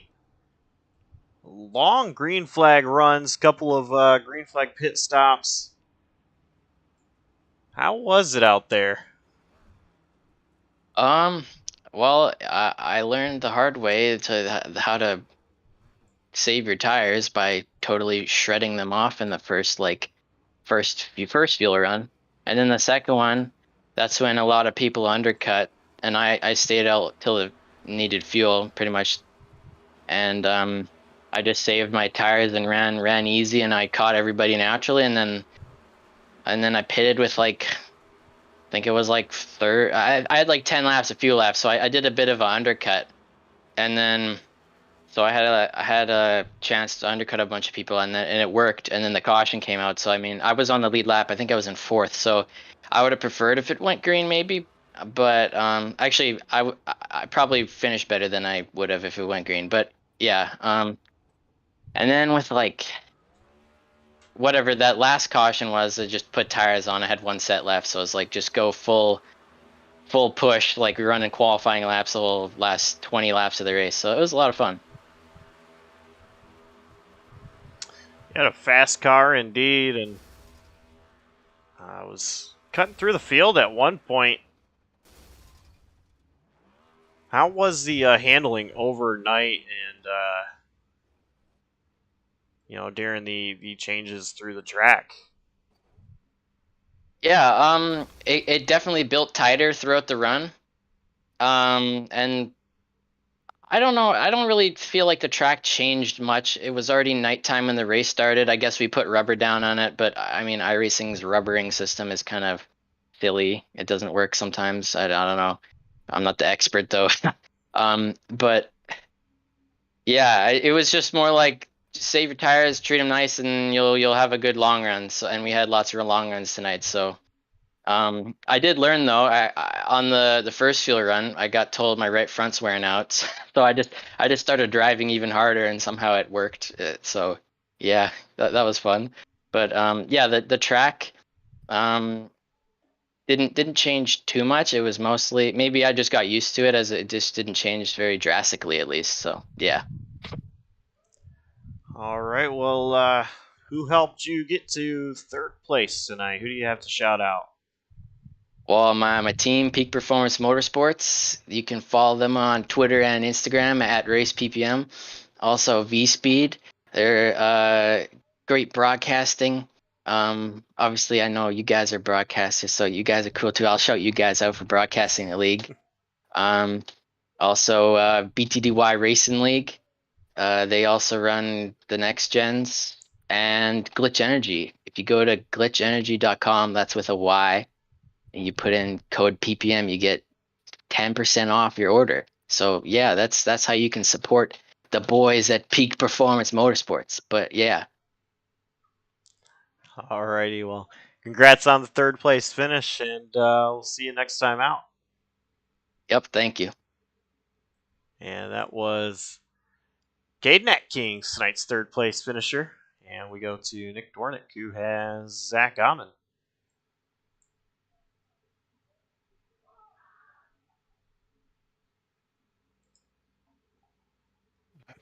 Zach, you ran very strong in the long runs tonight, but unfortunately, a short run at the very end cost you your shot at the win. Still coming away with the 2nd place. What are your thoughts on how the race went? I mean, I thought it was a really fun race. I mean, it was a long race, so I was really banking that the long runs would be the way to go. And I was right for the most part. Just unfortunately, I just couldn't get on that short run. Because, I mean, I knew that Ben would be probably the best car short run. And I was really just hoping it wouldn't be like a 20-lap run. And unfortunately for me, that's just really what it turned out to be. And right after the caution with Thorpe, I tried to just save my stuff, and then we got another caution. And at that point, I was like, it's only 20 laps. I got to push. And of course, that run, I just couldn't really get it done on the short run. Long run, though, I was good. But, I mean, just unfortunate. I think I led the most laps, but, I mean, I can only regroup and try to do better at... Where do we go next week?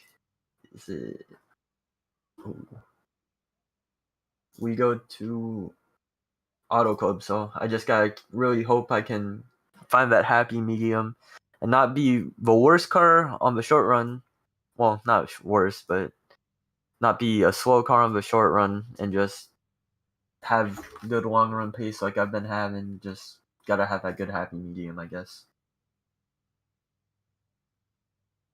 Of course, with your 2nd place finish tonight, you move yourself back into the top 10 in points. More importantly, your 2-3 finish is sneaking Peak Performance Motorsports back into the top of the team standings.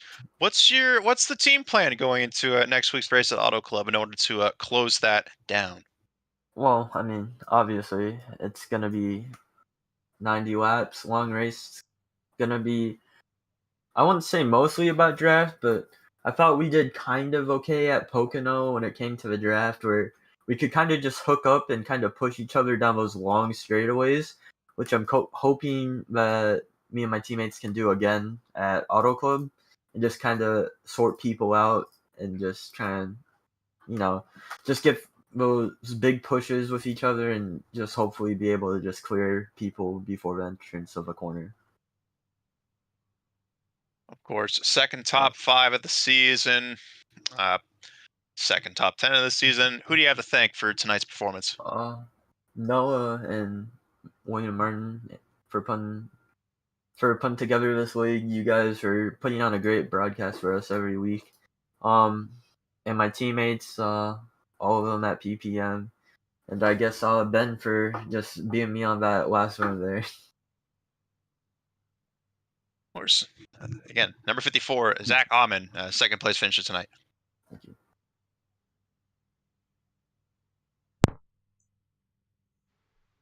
Down in victory lane with Ben Lacey. Ben, spin to win. When you had your spin early on in the race, what was the mindset like for driver of that 7 car? Just recover as best you can.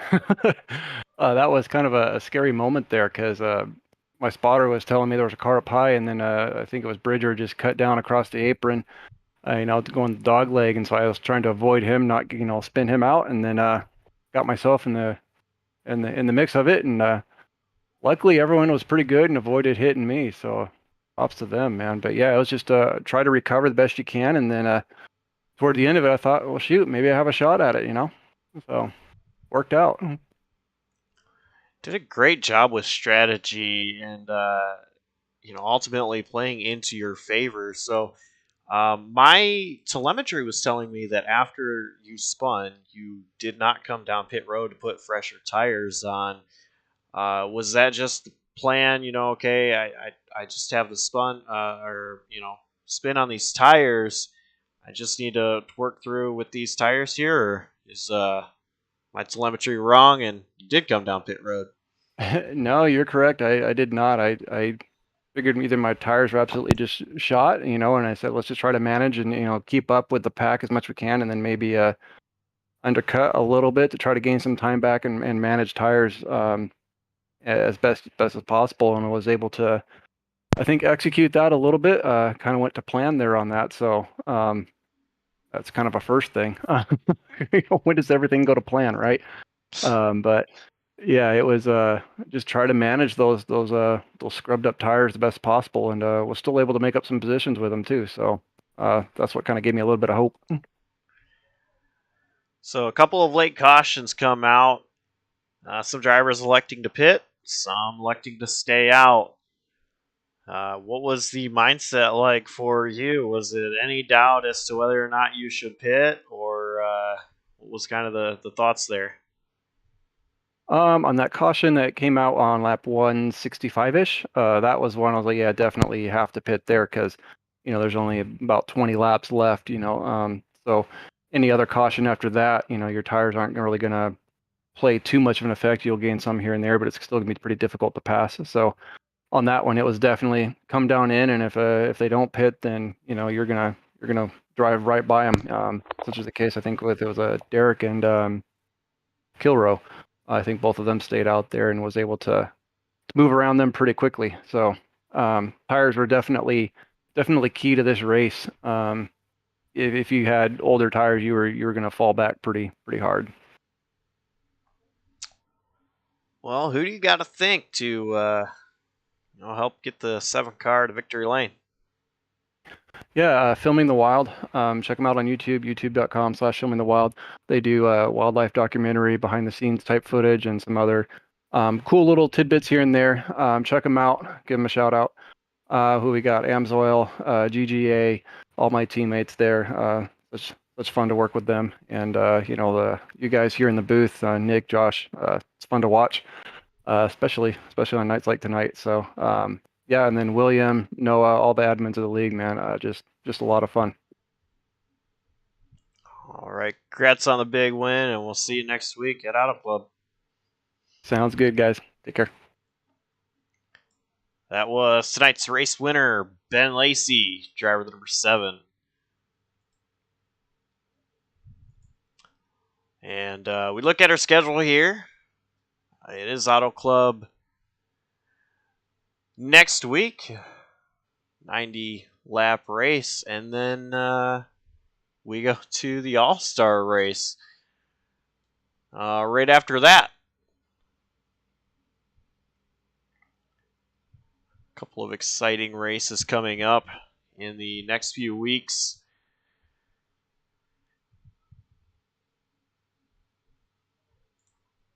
So, Nick, another great race. 2 great races in a row that you and I have had the opportunity to call.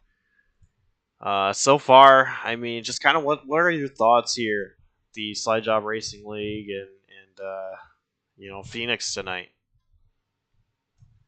These drivers have been very impressive in regards to their performances, being able to go on such long runs with the restricted fuel, still having a great time, battling back and forth, keeping it pretty respectful with each other.